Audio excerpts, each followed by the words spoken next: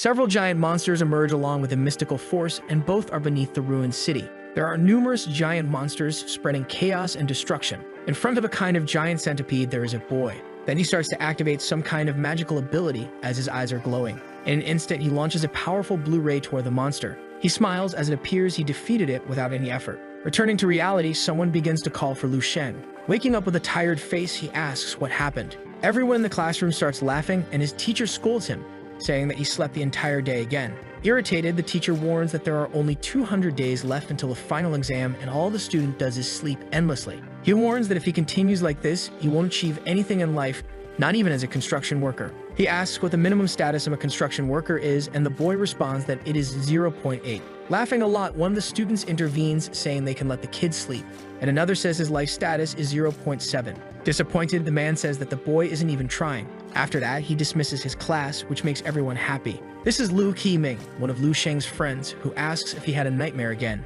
In response, he closes his eyes, remembering what he dreamed. It was a dry and depressing field with only monsters. He comments that his nightmare made his mental state drop and that his life status went to 0.02. So his friend responds that they are regular humans. Standing up, he invites him to go to the internet cafe to play games, and his friend replies that he is not in a good mood and prefers to go home. Surprised, his friend asks why he is going home so early and invites him again to play, but the protagonist refuses once more because he needs to sleep. Then another student calls for Liu Qiming to go play, and he says he is coming. Frustrated, he says goodbye and promises that next time they will play together. Sometime later, the boy is walking on the sidewalk. He says that he never thought that after reincarnating in this new world, he would still have to worry about exams. Tired, he says he stressed too much about math and should at least check the news. It seems this world and his old world are not so different after all. In the middle of the city, he sees several advertisements along with a news screen. Suddenly, a woman carrying several boxes arrives and tells him not to get distracted in the middle of the street. Impressed, he notices how strong this woman is and wonders if one day he will be like her in that regard. It's already late in the afternoon. A woman is applying something on her husband's back and asks him to grit his teeth and hold on because it's almost over. These are the protagonist's parents, who arrive at his house. Putting on his shirt, his father asks if he is hungry, and his mother says she will prepare dinner since they are just waiting for their daughter to return. Concerned, the boy calls for his father. He asks why they don't buy a blood circulation device and comments that he heard that just by holding it, one's vital energy and blood increase. Smiling, the man says that this is not a wound that happens because of age. He also mentions that he is as tough as metal, so these injuries are nothing. Changing the subject, he says he has a present for the boy. Presenting it, he says this is the latest recovery powder from the benevolent clinic. Seeing this, the woman asks if this isn't the recovery powder that costs $20,000 and was advertised on TV. Patting the man on the back, she says he is incredible for getting it. Soon, he endures a few slaps. Happily, she says it's perfect, and that her superiors allowed her to bring the leftover pork from work, so they should celebrate his effort with it. Both are very happy with this achievement and start laughing, while the protagonist holds back from saying something. His mother asks about his life status and if he managed to reach 0.85. She explains that his sister is almost at 0.9 and that she saw on the news that they want to raise the minimum exam level by 0.01. Nervous, the boy says he already knows about this. In his room, he takes off his jacket and realizes that now he needs to hurry and start exercising. Quickly, he closes his eyes and concentrates. These are the 24 body reconstruction techniques. Striking a strange pose, he performs the 14 sets of radio exercises. The martial world recommends these 24 techniques, and they are used to help novices improve their foundations, and what he is doing now is the 13th edition after revision. Since the world changed 300 years ago, several cracks appear in both the sky and the earth. Monsters emerged from these cracks, and humanity's advanced weapons became useless, as humans needed a new power. Soon, a genetic lack emerged. The individual strength of all people increased drastically. Soon, humanity entered the era of martial arts prosperity. However, on a battlefield full of monsters, humanity was still at a disadvantage, and every day, cities were falling as humans reached their limits. A man gives a speech that these people were born into a world without rest, so they must carry this responsibility, and that each one is the future legacy of martial arts. Sometime later, the protagonist is tired after completing 3 sets of the body reconstruction techniques, and his status hasn't changed, so he compares himself to his sister. His parents brought him a lot of medicine to use, and even the heavens gave him a second chance by reincarnating him into this world, so he wonders if this is the result. Sweating heavily, he says it's useless even after doing it 3 times, so he must do it as many times as necessary. His vision starts to blur. Apparently, he faints, but he quickly wakes up startled. As he gets up, he wonders if this is the desolate feel from his nightmares. Pinching his own cheek, he says that it seems he still can't wake up. Behind him, a monster emerges, roaring and attacking. The boy falls to the ground, managing to defend himself just barely. Paying attention, he realizes it is some kind of zombie. He says he has managed to escape from them a few nights, but he can't believe he was caught by this creature. Without wanting to talk, the zombie tries to hit the hero with a headbutt but misses, striking the ground instead. Irritated, the boy tells the monster not to underestimate him. Placing a foot on the enemy's chest, he says that even though he is terrible at combat and even though he's a weakling with a life status of 0.7, kicking, he says that even so, he will become a martial artist. After the kick, the monster is sent flying far away. Grabbing a stone in his hand, he prepares to finish off the creature. He hits the zombie with all of his strength using the stone. After this attack, Lou is covered in stains and exhausted on top of the defeated zombie. He feels relieved for finally defeating it and notes that a zombie's weakness is its head. Suddenly, a black and blue energy starts to consume him, and he questions what this is. It begins to spread all over his body. It starts to show the zombie's memory when it was alive of him at the beach, saying he wants to join the military defense. It also shows the day he became a member of a base. It also learns body reconstruction techniques and that more power means more survival ability. At one point, the base's gates were attacked by evolved creatures. Returning to the present, the boy is shocked to realize these are the zombie's memories when it was alive, and he wonders why he saw this after defeating it. Trembling, he keeps asking himself what just happened. Without giving him time to think, another zombie appears behind him. Turning around, the protagonist prepares to defend himself. He is enveloped by a killing aura, delivering a fatal blow to the enemy without hesitation. His eyes are completely illuminated as if he were possessed. Then he regains his consciousness. Frightened, he questions what just happened and when he became so strong. Surrounded by that energy, he understands that this power is slowly entering his body. He wonders if it is from this armored zombie and if by killing zombies he will not only gain their memories but also their strength. Looking at his hand, he thinks he can't believe it and understands he just gained a lifetime's worth of experience without even trying. He questions if this doesn't defy the laws of nature. Sighing, he comments that if only this weren't a dream. Standing up, he says that it's also strange to call this a dream as it feels too realistic. As he approaches the zombie's body, he notices something. Quickly, its memories start to appear in his mind. Tired, he thinks that the base number is the same as the one that appeared in the previous zombie's memories and that apparently he needs to find this base 3 and 59. He says that absorbing the memories this time wasn't as unpleasant as before and that apparently he will need to find combat-type zombies to drain their combat strength. Suddenly, he sees something strange happening. Looking up, he notices several lightning bolts and that the ground is collapsing in front of him. He runs desperately as his vision blurs again. Then he wakes up and realizes it was all a dream. Dripping with sweat, he notices that he finally woke up from the dream. At that moment, someone starts knocking on his bedroom door. A girl tells Lu Sheng to come out right now, as it's time to eat, calling him for dinner. He opens the door, looking exhausted and tired.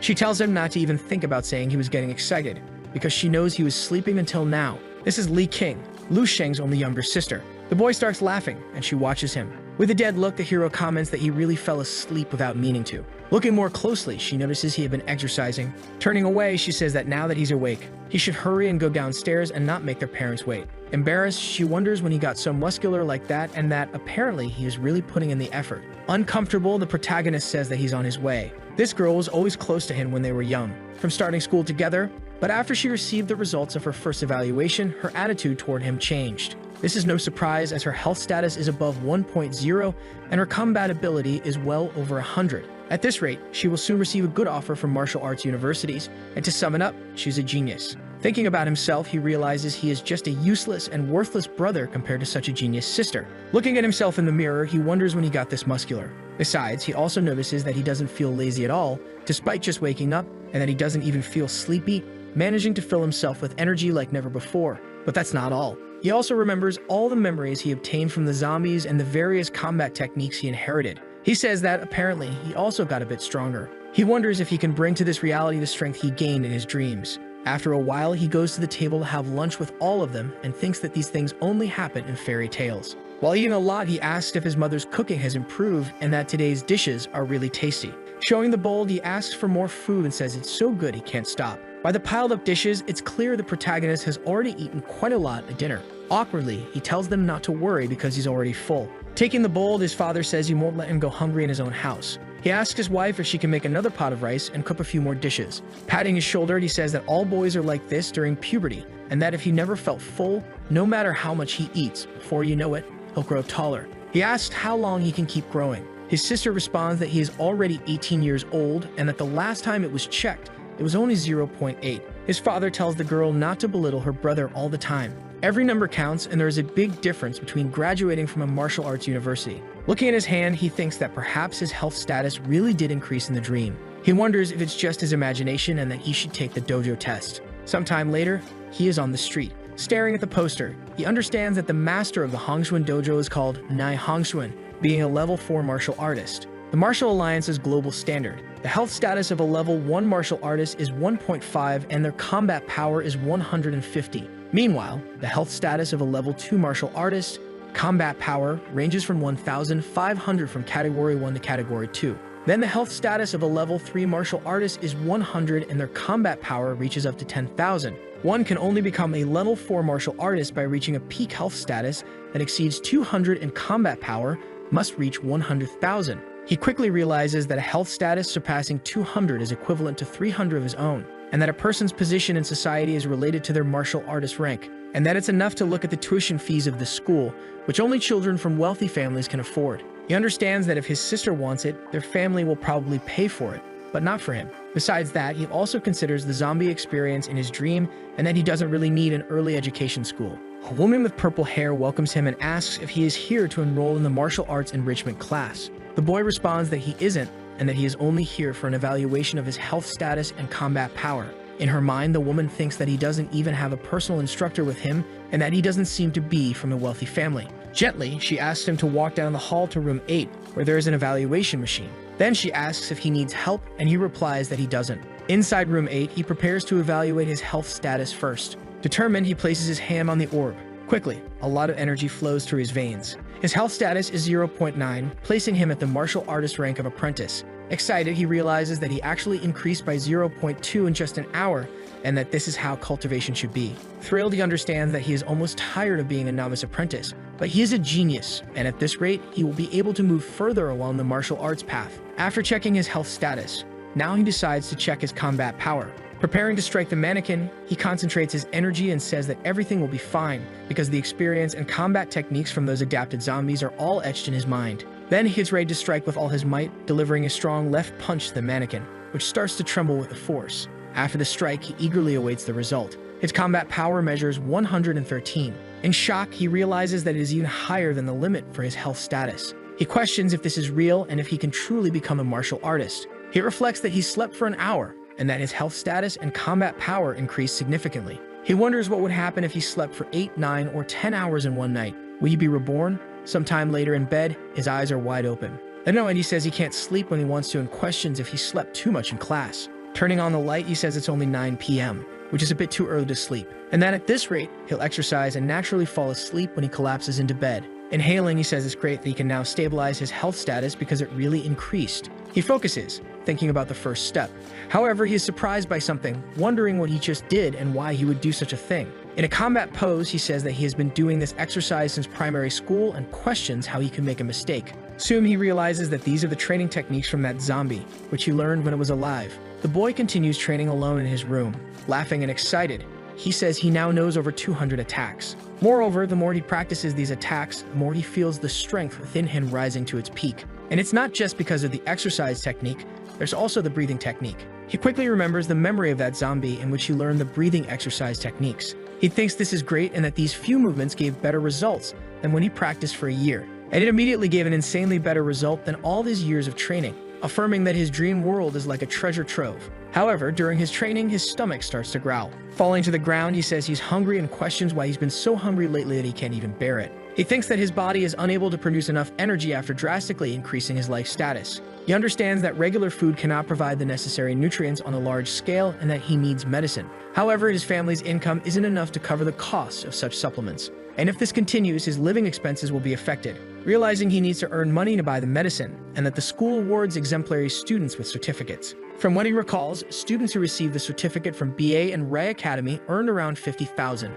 And if he wants this money, he must show his talent and strength. The next day in the sports arena, the hero is in the locker room, changing. His friend says it's very rare for those teachers not to spend the entire class reviewing the test this time, and that they haven't had a combat class in so long. Looking at the protagonist shirtless, he asks when he got abs. He says they haven't seen each other for just a few days and he almost didn't recognize him. Then the hero responds that he has been practicing a lot lately. He mentions that his hair has grown quite a bit and that he needs to cut it. He asks if he's trying to look handsome for the girls. The boy replies that he's corrupted as the final exam is approaching and he should be preparing more. While getting dressed, he thinks that maybe this is really his chance to become popular. After they finish changing in the martial arts hall, the teacher explains that for today's combat class, they will consolidate what they've learned in the basic martial arts course. This is the combat teacher Zhang Zhengo. Whispering, his friend says that from what he's heard, he is a level 2 martial artist, and that he has already fought monsters before. He asks him to observe the scar on the man's right arm. In his mind, the hero thinks that a level 2 martial artist's attacks seem very simple and superficial, and that what he absorbed from his dreams is far superior to all of this. Meanwhile, the teacher continues demonstrating his techniques. He mentions that he has already covered all the important points. Then he calls out to Yang Weifei, asking him to be his opponent for this demonstration. As the blonde student walks up, the girls comment that he is very handsome and also quite strong. The hero's friend feels annoyed, thinking that he always gets the chance to show off. Moreover, he is handsome and rich, and how could that be fair, since all the medicine he's taken so far has worked well, and his life status is almost at 1.2. He says that the school's teachers are not fair and questions how they mere commoners can survive. Lu thinks that if it were his old self, he would probably think the same way. However, from now on it's different, and he will fight for what he wants. The fight between the student and the teacher seems to be going well. After it ends, the teacher says that his movements are somewhat weak, and that he has only a few small issues like losing his center of gravity, which he needs to correct after class and investigate further. The boy in his mind wonders about helping, and that a low-level martial artist like him is weaker than the fighter from his family, and compared to him, he was just an outsider on the battlefield, with his future being bright. Then the teacher asks who wants to fight against Yang Weifei. Asking if anyone would volunteer, everyone gets nervous. Cyan Kaiming asks who could defeat him and questions if they wouldn't become a public embarrassment if they volunteered. The teacher in his mind understands that every time he mentions combat, the students shy away and that they are too scared. And that even though the school teaches them to cultivate life stages and practice martial arts, those who manage to enter the armies after graduating and continue on the path to becoming the best martial artists are indeed the ones who shine the brightest. In his mind, he understands that the students say he favors them, but they never think about it carefully, and that aside from Yang Weifei, none of them truly want to fight. Suddenly, the teacher notices something among all the students. Staring at the protagonist, he questions the glow that the boy has, and it's as if he has experience in battles. Pointing, he says he will choose this guy here, and in his mind, he wonders if they've always had someone with this potential. His friend asks if it would be better to give up before starting, as the exam is coming soon, and if they get injured, it could affect their scores. Stretching, the hero tells him to relax as he had already mentioned that he has been practicing a lot. The teacher announces that the time limit is 10 minutes and that the rules are the same as a standard fight, reminding them of the important points he had already mentioned. Face to face, both students stare at each other. Teacher Zong comments that they should learn from each other until the time runs out. In his mind, Zong realizes that the student is so calm even though he knows he's going to fight against the strongest in the class, and he wonders how he didn't notice this gem before. He asks what his life status is, and the boy replies that the last time he checked, it was at 0.8. The teacher understands that 0.8 is quite low and wonders if he made a mistake. He asks him not to put too much force into his attacks and that the main goal is to learn. Confident, the blonde student asks if the boy is ready and advises him not to use his hands to cushion his fall as it's too dangerous. Already positioned, the boy thanks him for the warning and says he is ready. Quickly, the blonde's right hand approaches his face. The blonde understands that there are several important factors in combat, but the biggest differences between opponents will be life status, strength, and speed. Ready to attack, he thinks the winner has already decided being stronger and that someone useless like him should kneel and beg for mercy. However, after he finishes the punch, the boy simply vanishes, leaving him confused. Lu managed to dodge the attack and is already preparing to counterattack. The blonde then becomes nervous, unable to understand anything. He takes a strong punch to the cheek, which leaves him completely dazed. The blow is so powerful that it makes the blonde bounce off the ground multiple times like a soccer ball. He crashes to the ground near the other students, completely stunned, and the teacher approaches, picking the boy up in his arms. The entire class is extremely surprised. Quickly, all eyes turn to the protagonist. They begin questioning how Lu Chang did that with just one punch and how he managed to defeat Yang Wufei with a single strike. Even Lu Chang is surprised by what happened. While Yang Wufei remains unconscious in the arms of Professor Zong, the entire class continues to question what just happened, and some can't believe that Lu defeated the strongest student with a single blow. The teacher calls Lu's attention, saying he will call the nurse immediately. Sometime later, the nurse places Yang on a stretcher and takes him away. Lu then approaches Zong, nervous, apologizing, saying it was unintentional and that he couldn't control his strength. Zong just smiles. Placing a hand on the boy's shoulder, he says that injuries are inevitable when learning combat and that Lu shouldn't worry. The teacher then asks Lu to come to his office because he wants to talk with him. Lu tells his friend that he needs to go to the teacher's office and that he should inform the next teacher about his absence. Everyone is still in shock about what happened, and some even wonder if Lu Chang's life status is real. As he walks away, all the students continue watching him and murmuring his name. Sometime later, he arrives at Zong's office. Upon entering the room, something catches his attention. Staring at a tree, he comments that the teacher has a bonsai and that he didn't know he had this hobby. Laughing, Zong says that everyone has their hobbies and secrets. He then turns and faces Lu Chang, asking about the boy's statement that his life status was 0.8. Smiling, Lu explains that it was what he measured last time. Zong then asks if Lu isn't taking drugs to increase his life status forcefully, as he knows that this is strictly against the rules. Very surprised, Lu Chang responds that of course not, and that he has never used anything like that in his life. Zong then suggests they do a new life status measurement for the boy. He explains that if Lu really hasn't taken any drugs, the value won't change, and if he is truly strong, the measurement will prove it. Following the request, Lu places his hand on the measurement orb. Suddenly, a large amount of energy begins to flow. Seeing the number, the man is very surprised, understanding that it reads 1.5 life status. He thinks that 1.5 means he is a legitimate martial artist and only 18 years old, and that in his school and even the entire city, he will be considered a genius. Seeing the students strike the mannequin, he notices something very strange. He sees that with just one punch, he destroyed his bonsai. He starts crying a lot while the protagonist, panicked, apologizes. As he cries, the man realizes that even though this machine is designed for rank 1, it should withstand attacks from advanced martial artists. After the test, the boy sits across from his teacher. The man then breaks the silence. He comments that based on what the boy said, the last time he measured his life status was 0.8. So he asks when that was. The protagonist responds that it was 15 days ago, which leaves the man completely surprised. He wonders if, in just 15 days, he managed to increase his life status from 0.8 to a legitimate martial artist number, then questions what kind of wealthy family he comes from. Laughing, the boy says his family is quite normal and that he doesn't have any great master either. He comments that how he managed to increase his strength so quickly is simply a secret. Standing, the man questions how the boy's life status doubled in just a month and how his battle strength is much stronger than that of a legitimate martial artist. He recalls when he was a student, his stats were good, and after cultivating for years, he finally reached the level of a level 2 martial artist and joined the army. Then he remembers that when he was on the battlefield, he noticed something very strange. He realized that humans didn't want to triumph over the monsters, and that when they started gaining absurd amounts of strength, humans seemed small and useless. However, a woman appeared, struggling to save him. The man says that those capable of defeating these monsters are the ones who possess insane amounts of strength, and that ordinary humans can't even keep up with them. These humans, in this case, are monsters. After all this reflection, the man feels a bit nervous and relieved. He says that with these results, Lu could enter the best classes in the school and be taught by the best teachers. Then he says he will speak to the educational administrator right away. Lu thanks him for his generosity but says he doesn't need that because he believes his current class is already very good,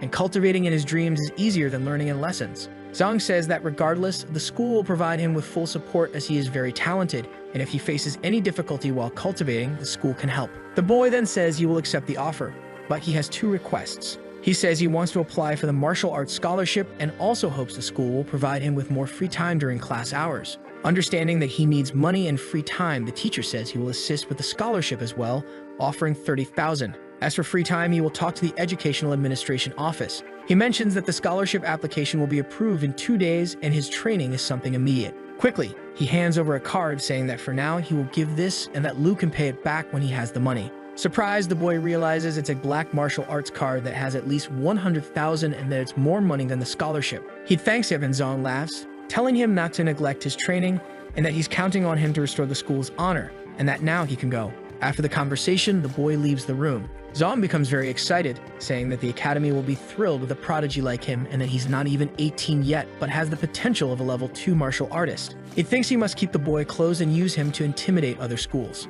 As he gets up, he considers that his superiors need to know about this and that besides acing the exam, they will finally have someone to send to that place. In another part of the city, the boy examines a vial and the woman comments that he has good taste and that this is the latest benevolent supplement from the hall, the Orchid Heart. The attendant then begins to explain its benefits, stating that it was developed for famous martial artists and that it's on promotion with each bottle costing 30,000. His mother tells her daughter that she needs to practice for a long time after taking this supplement to make full use of it, and the girl assures her not to worry. Seeing this, the boy understands that each bottle costs 30,000, that his parents can only afford supplements costing 3,000 months after working tirelessly, and that rather than only martial artists earning a lot of money, having more money also allows for training stronger martial artists. His sister is a true prodigy, and she has the power to change her own destiny, but her progress has been affected by him, who has low stats and lacks resources. He understands that he isn't willing to accept the fact that he is just a mediocre martial artist and that he isn't doing his best to find ways to change his destiny.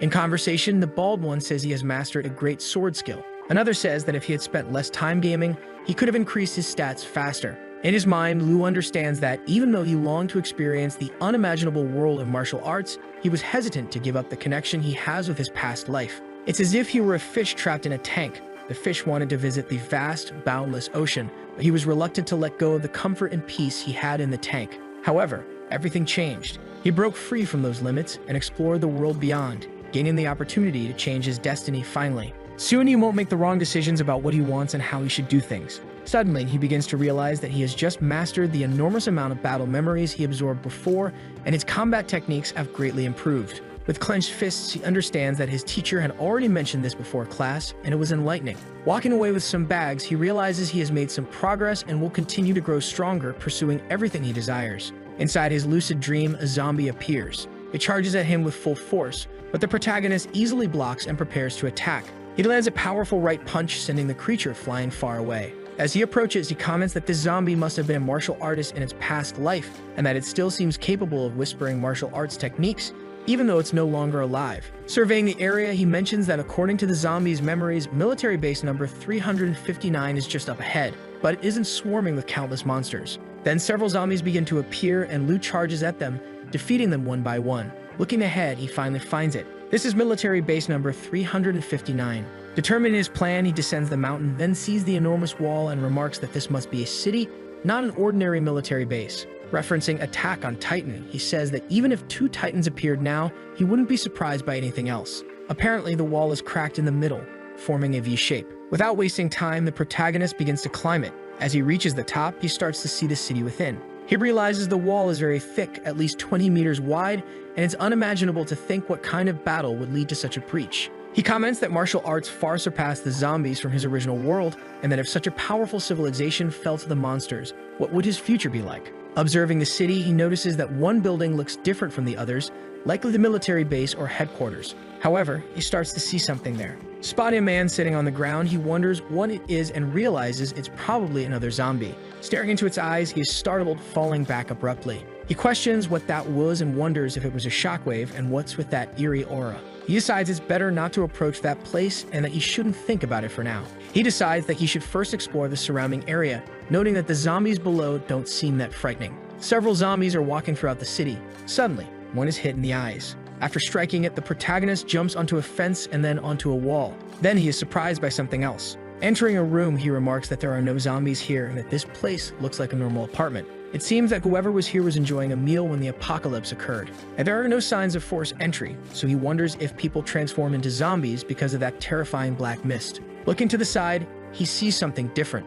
Placing his hand on it, he wonders if it still works. Quickly, a message appears saying that the end of the world awaits and the program restarts. A blonde woman appears saying he is using the technology of the celestial law. Stammering, the boy doesn't understand anything and questions whether the holographic image is virtual reality. Calmly, he realizes that this thing is using the same language as him. The boy is shocked as the situation isn't the same as his, and he wonders if this thing has an automatic translation function or something like that. The hologram explains that it was created by the technology of the celestial law, and that it is an artificial intelligence with the 16th generation brain designed to assist him. This is Tian Yang, responsible for managing the internet server of the military base in question. The boy thinks that the technology of this future is very advanced and asks if she can show him the most recent news. The hologram tries to connect to Skynet, but it seems impossible at first until it finally succeeds. Showing the massive number of news reports, the protagonist begins to feel uneasy. He sees news about the year 11,024, about the military base being attacked, and various other details regarding a location. Then he notices that there is mention of a Class X martial artist, and that this world and his were very parallel, and their progress in martial arts is unimaginable. Then the holographic book begins to turn pages, and something catches his attention. Then he begins to see images of various monsters emerging. All of this is in front of him on a small screen. Nervous, he understands that the martial arts technology of their world has developed to an incredible level. However, even the Class X martial artists, along with a tall and sturdy wall, couldn't defend against the monsters and the black mist. Despite having abandoned the celestial body they once called home and even sending a search team into space in search of another suitable planet for humans. After the obliteration of civilization on that day, no good news was ever sent back. In other words, as expected, humans are incapable of avoiding extinction. Even with all their civilization thriving, it's lamentable. Sitting on the couch, she asks the hologram if she can investigate the history of the world. She agrees and begins retrieving the entire history of planet Earth. A large holographic scroll starts to appear in front of him. The analysis indicates that the people of this world were very strong, yet they still couldn't avoid death, and that perhaps he can learn something from their experience to prevent his world from becoming extinct as well. In the first year, huge rifts appeared around the world, and from them emerged various monsters. In the 14th year of the martial arts era, the first martial artist with strength and intent was born in the nation of the ancient dragon. And in the same year, the World Martial Arts Organization was established. Seeing the person there, the boy is shocked. He questions whether this is indeed the history of his world. Soon, he begins to realize something. The same language, the same martial arts class systems, the images he saw before. They weren't of another world being destroyed. They were images of his own world being destroyed 10,000 years in the future. However, he starts to wonder if perhaps this isn't the same world. He thinks it might just be a coincidence, or that the world in the images is merely a nightmare world. Then he calls the hologram, asking if she can retrieve his personal information. Quickly, she conducts a full search on Lu Sheng and finds 36 results. He begins to look through his information carefully. However, he is surprised, questioning why he only lived until 18 years old. Moreover, he wonders if he was just an ordinary citizen. He asks her to continue searching for any information about Lu Sheng from March of the year 299. However, she responds that his authority is insufficient. Guests do not have permission to access martial arts-related information. He wonders if he needs to provide blood to create an account. He questions how he would give the blood or if she has some kind of needle. Quickly, the table extends toward his finger, making a prick. This leaves the boy embarrassed and shocked. In no time, she makes a small cut and blood flows from his finger. The blood sample is collected and the analysis begins. However, her eyes widen quickly. Feeling what happened, he asks what's going on. The blood analysis is complete. Revolution plan activated. Connecting to the Revolution database of military base number 359 successfully. Access granted. Curious, he asks what she means by revolution, and if this is the plan to search for a new planet before leaving Earth. He begins to see the information, questioning why the picture changed. Analyzing carefully, he wonders if his future has changed. The description shows that he graduated with top results. At Bei Academy, he ranked 23rd in the entire city. He entered the Bei Martial Arts University. 3 years later, he joined the armed forces. After that, he served at the Tanna military base and died on the southern battlefield. At 17 years of age, he was still single and was also the first official lieutenant. But he made no remarkable contributions. Surprised, he wonders if becoming stronger changed his future. And the information beyond the age of 18 matches what he remembers. The instance where his strength increased significantly before the exams was also recorded. However, no matter how impressive his story is, all this glory didn't mean much. In this database, he cannot be considered a genius. After all, in a database with over 10 years of information, there are many geniuses. And as stated, not everyone managed to leave their mark in history. However, he notices gaps in his personal information. He could only record his blood IQ level of 2012 and battle strength of 257 when he took the verified exams. If he ignores the dream world and focuses on training, breathing techniques, and uses the resources available to maintain his progression speed, he will be able to reach these values within 200 days. But if he continues cultivating and reaping the benefits of the dream world, he will definitely surpass those values. He questions how he can be satisfied with just his city ranking when he should be among the best in the global rankings, so that everyone knows of his existence. Staring at the holograms, he thinks that his future shouldn't be limited to just this. If he keeps getting stronger and continues changing his future, humanity won't go extinct, and he will become this savior with the power to change everything. As an ambitious person, he must be the one to start the revolution. Sometime later at the hero's home, he joins his mother and sister for a meal. She asks why the boy isn't wearing his uniform, wondering if there's no class today. He responds that the teacher told him he could stay home and didn't need to attend. The woman questions if that's really true, and his sister says she's never heard of anything like that. As he stands up, the boy says he's full. He mentions that he's going to his room to study, and his mother says that's good and encourages him to keep up the good work. His sister, in her mind, thinks that it feels like this boy has changed a lot, that he's no longer as cheerful as before, and that he has become deep and mysterious. After that, the boy enters his room and closes the door. Stretching, he notices someone is calling. Answering, he greets Mr. Zhang, his teacher. The man informs him that his study material has arrived and that he should come pick it up later. The man then asks why he didn't come today, as he thought they would discuss his school schedule. However, the boy responds that he doesn't have much time and needs to hang up. He says he can't explain right now, but will contact him later, and then he ends the call. He thinks that now he doesn't have time to worry about school. He needs to become stronger and surprise everyone, and that the only way to rise higher is by showing his power. He must reach the top to find a way to change the future. Then he returns to that room at the military base with the hologram. He asks her to search for all the methods, notes, and martial arts tips she can find. Doing so, she displays various research sources, and the search yields many results. The boy is very surprised, saying this is incredible, and asks her to filter only the appropriate techniques for first-level martial artists and rank them from best to worst. After completing the request, the woman begins filtering the data. She shows the ranking with the filter completed, and at the top are 3 results. The first is the technique of natural breathing. Nervous, the boy realizes that this is the best method in 10,000 years. The chapter of stellar body refinement created by Yang He, a member of the 11th tier of the Martial Arts League included in the Spark program. This natural breathing technique has an introductory chapter created by Yang Huzhao, who is a member of the 11th tier of the Martial Arts League. Additionally, there's the crystal contemplation technique with an introductory chapter created by Duan Yifeng, one of the 11th tier members of the Martial Arts League also included in the Spark program. He understands that the strongest current martial artist is only level 9, but in front of him are 3 techniques from level 11 martial artists, and this is incredible. Even if they are just introductory chapters, the value of these things is unimaginable. All these techniques were included in the Spark project, and it seems that his martial arts League ancestors already knew their fate, and that even if they couldn't do anything, they had to preserve their knowledge, hoping that someone in the future would pass these notes forward. Stellar alchemy. The human body is configured as a miniature universe, allowing the mind to detach and keep the spirit nearby. Refining what? The blood, strengthening the body, refining every mental cell to transform each into a cell of inconceivable power. Also transforming the blood into a river of stars and the body into a field of infinite changes. By doing so, one's audacity reaches an extreme level, and one's defense and strength reach unimaginable levels. His blood and ki boil, becoming as majestic as a river of stars. He understands that this is insane, and that if the effect of the previous body refinement technique was a 1, then the stellar refinement technique or stellar alchemy is 1,000 or even more. So he prepares for the natural breathing technique, starting with the first form, the fire breath. Suddenly, a lot of fire begins to emerge from the protagonist. Opening his eyes, he is surprised, realizing that this is the fire breath technique. It's as if several fiery flames are emanating from his body and even his blood is boiling. And this is just the first technique. There are still many others with different attributes. After this, he will proceed with the crystal vision technique. This technique purifies the mind and strengthens the will. It deals with the most mysterious aspect of martial arts practice, spiritual power. He wonders if he will need to train his spiritual power, so he begins to try. A blue energy starts to envelop him.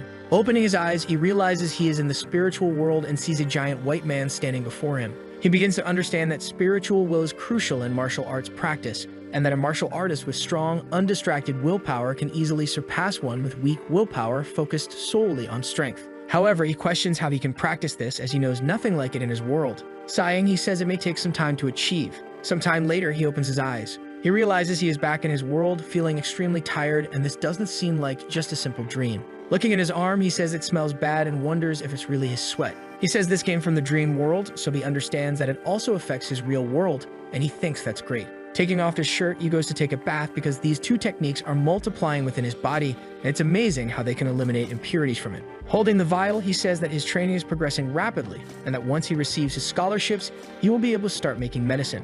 And it will be a rare recipe never seen before. Not only will his powers increase, but he will also impact the global pharmaceutical industry. The next day at Bay Area Academy, Professor Zhang hands him a card, saying that he should at least inform him before planning to come to school. The boy takes the card and apologizes for causing so much trouble. Dong tells him he can leave if he's busy, but to make sure he comes to school at least once a week. As the boy walks away, he thinks that only 2 days have passed since their last meeting. However, he feels that he can no longer understand him. Lu is already outside the school walking down the street. He thinks that now he finally has some money, but he needs to solve the issue of Ki and blood deficiency as soon as possible. With the medical recipes he obtained, he will be able to produce the most efficient supplements in the future. And according to the recipes in the database, the most suitable supplements for him are muscle broth and blood strengthening soup. He needs to use professional equipment even if it's just a simple medicinal broth, which is why he needs a suitable pharmaceutical laboratory. However, he realizes he cannot afford one as he doesn't have enough money to buy it, so he decides to try renting a pharmacy's facilities. The man is shocked, questioning if he really wants to rent his pharmaceutical laboratory. He probably thinks it's a joke, saying that the laboratory is the most valuable facility in the entire pharmacy, so he rudely declines and slams the door in his face. Sighing, the boy understands that this was the 7th shop he asked, just as he expected. Opening his bag, he sees that he has already purchased all the necessary ingredients to make the muscle and blood-enhancing soup, and he has more than enough to make several portions. Looking at the card, he realizes it doesn't just have 30, but a total of 80, and he thinks the man contributed a small amount of his own money. He understands that if he cannot rent the laboratory, he will have to buy some basic equipment online and try to make it at home. Entering a place, he notices something strange. He wonders if there is a pharmacy nearby and why it looks so suspicious. He enters, politely asking for permission.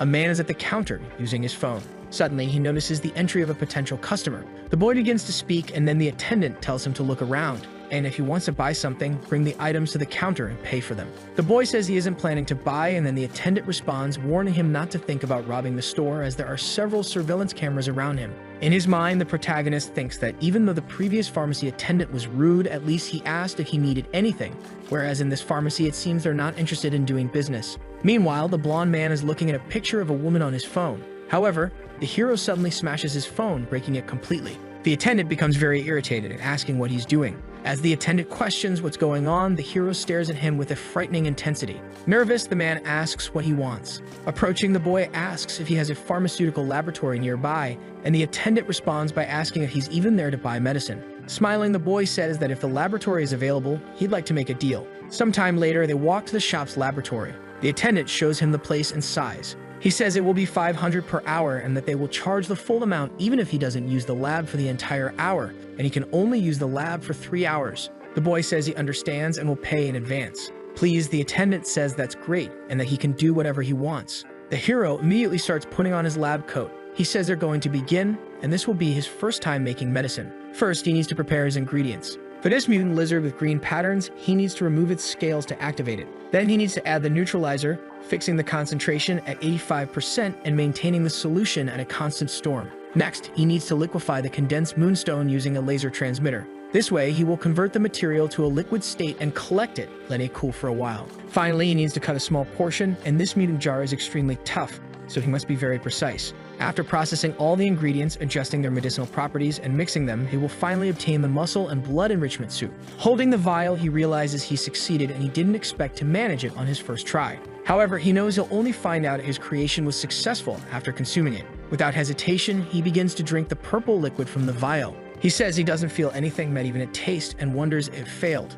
Then his body begins to tremble. Falling to the ground, he breaks the vial, however. He starts to scream as if in immense pain. Lying on his back, he begins to pant heavily. He says the effects of the supplements are extremely strong. He realizes that he underestimated the potency of the supplement, believing it would have incredible effects without any side effects. He notices that it even increases his skin's density, reduces pores, clears it, and much more. Then someone begins knocking on the laboratory door. Opening it, he says the time isn't up yet and tells them not to disturb him. Desperate, the man says there's no time to explain, but he needs to run out the back door because his boss has returned. A woman steps out of her car. She then walks toward the laboratory. Sometime later, she's already inside her lab. She picks up various potions from a box. Then she takes a vial of green liquid. Irritated, she says it's still not good, that the medicinal effects are too weak, and the properties aren't even noticeable, and that this won't do at all. On the TV, a man appears, speaking about rising up, letting the past fade like the wind, and not letting yesterday's scars affect today. This man claims he took dragon testosterone pills and says it was worth it. Seeing this, the woman thinks that the habit of practicing martial arts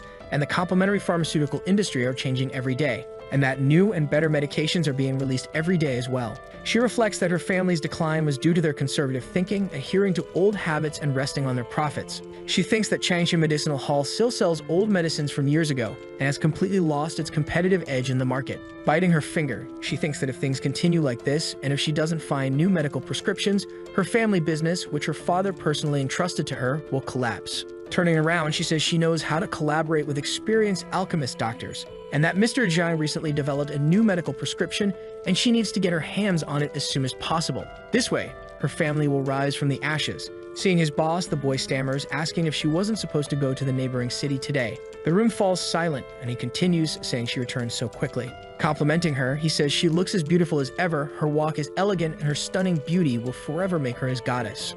He begins to fantasize about a future where they are together. He imagines pursuing both his career and love and eventually conquering everything he wants in life. She calls his attention, and the man, practically drooling, says he is there for her. Annoyed, she demands an explanation about his dirty lab coat and asks if he secretly brought someone into her alchemy laboratory. Nervous, the man replies that he didn't bring anyone and asks why he would do such a thing. With her hands on her face, the woman tells him to forget it and says he doesn't need to come in tomorrow. Throwing the lab coat in the trash, she calls him an idiot, saying she's very angry. She states that she'll have to wash, clean, and disinfect everything again, including the table. She also mentions that they even use her laser activator and controller. Looking to the side, she notices the green-scaled lizard without its scales and comments that the scales, the most valuable part, have been removed, and she's never heard of such a method.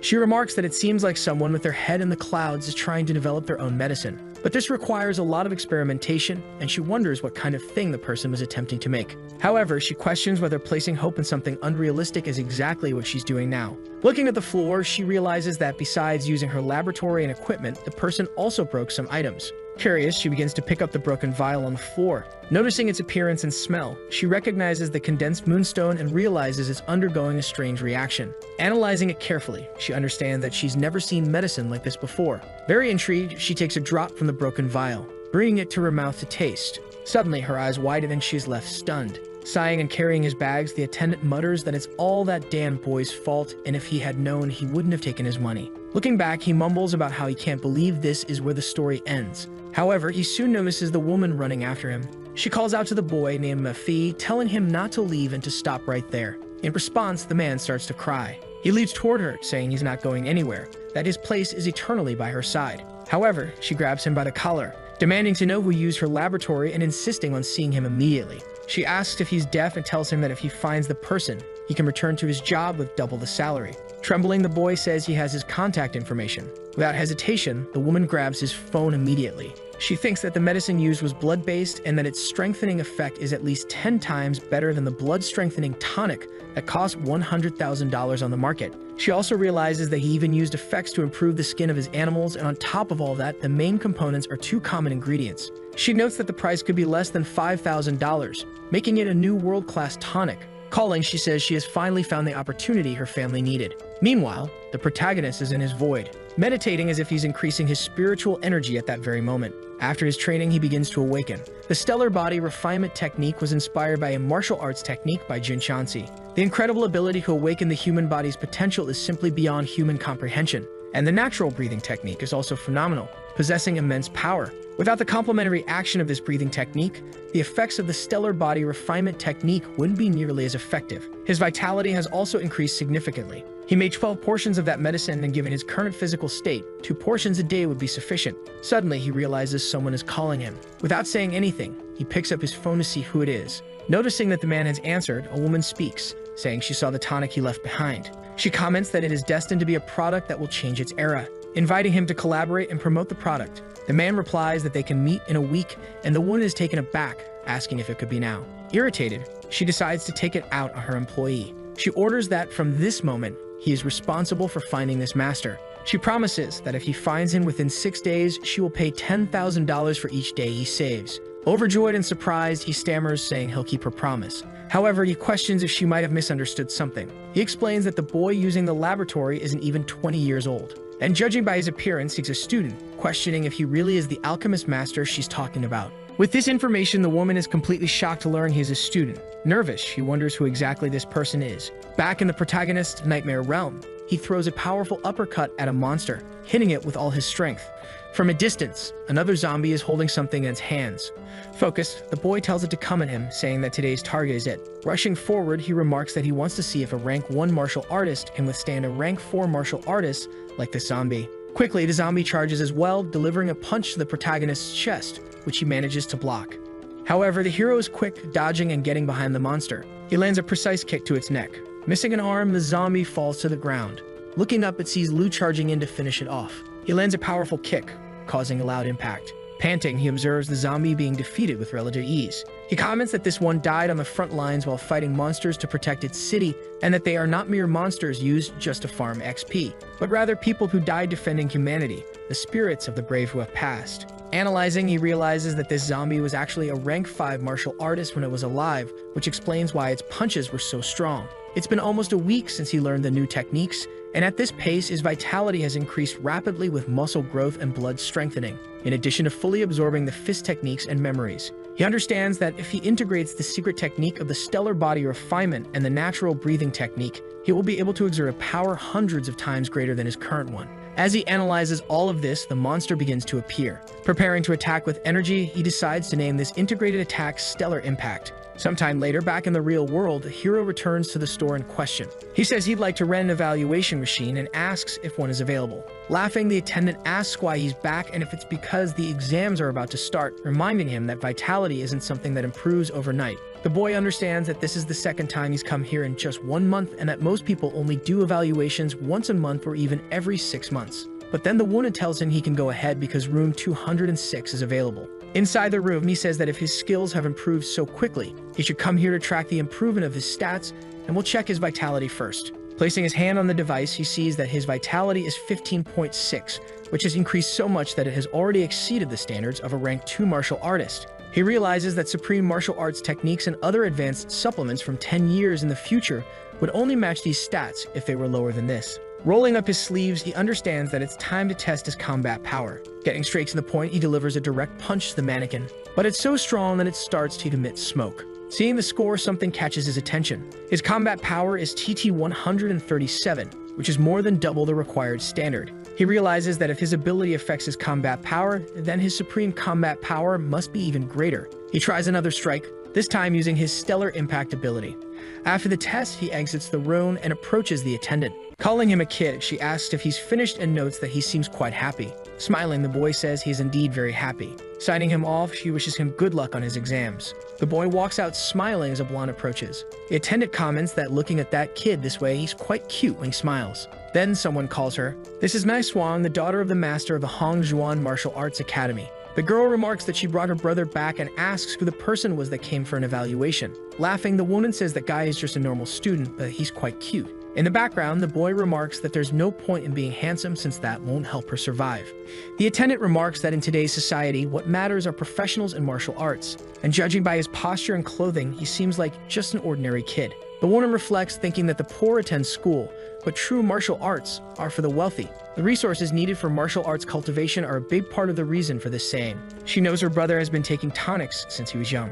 His lethality is much greater than others even before he started cultivating, and that others continue to grow a lot. Hitting the boy, she tells him not to compare himself with kids who don't have the same privileges. She says that since he has access to good resources, it's his duty to be stronger than others, and he shouldn't forget his origins because of that. Tearing up, the boy admits he was wrong and looks at his sister. He says he wants to discuss something with her and wants to see the results after that person's evaluation. He comments that the person seems a bit older than him and must be a student. He just wants to see if his hard work has paid off. The blonde agrees but says that he's just an ordinary person who shouldn't boast. The attendant says he's the only one who came for an evaluation today and that she can pull up his results right here. Seeing the results, the blonde is incredulous, saying that this is impossible. Falling to the ground, the boy questions if the device is broken. However, the woman responds that it was checked yesterday and everything is fine. The blonde then wonders if these results are truly accurate. She says they must contact their available staff and gather information on nearby students to find him quickly. She begins to look at the tablet with the result, staring at his photo, and says she will definitely find him.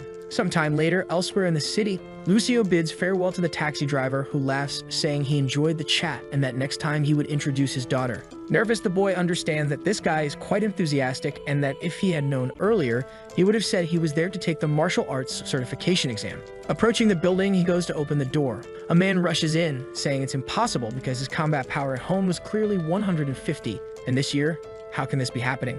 Another explains that the evaluation devices used by the Martial Arts Association are personalized and more accurate than those sold elsewhere.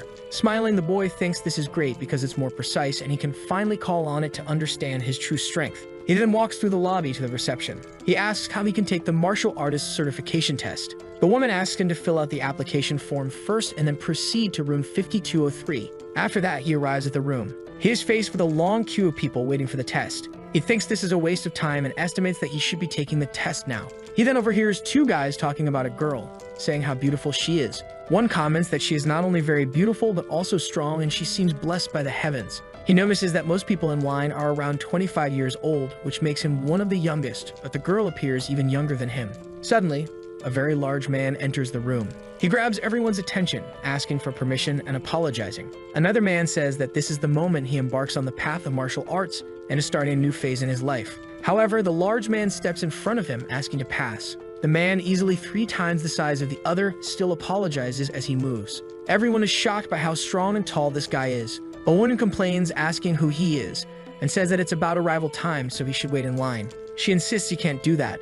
but the person in charge of the test explains that he can because of his application form. His name is Zhang, and he's a level 3 martial artist, so he gets to be first in the test. The one is incredulous that he's a level 3 martial artist, and everyone is surprised. They comment that this is very rare and that there are only 10 level 3 martial artists in the entire city. Only the protagonist understands that in the martial arts world, strength is everything, and with strength, you gain many privileges. With that, the level 3 muscular man heads toward the test. The woman remarks that it's just a level 3 martial artist and you don't become one simply by participating. However, the score starts to appear. Everyone is shocked to see the results showing a value of 107, and it's the first time they've seen a key blood score above 100 with their own eyes, which is incredible. The person conducting the test then announces that it's time for the second part, the combat power test. At that moment, the man throws a punch so powerful that everyone steps back. Meanwhile, the protagonist remains focused, watching his potential opponent. The instructor, upon seeing the result, is stunned. In the combat power test, his score is 10,831.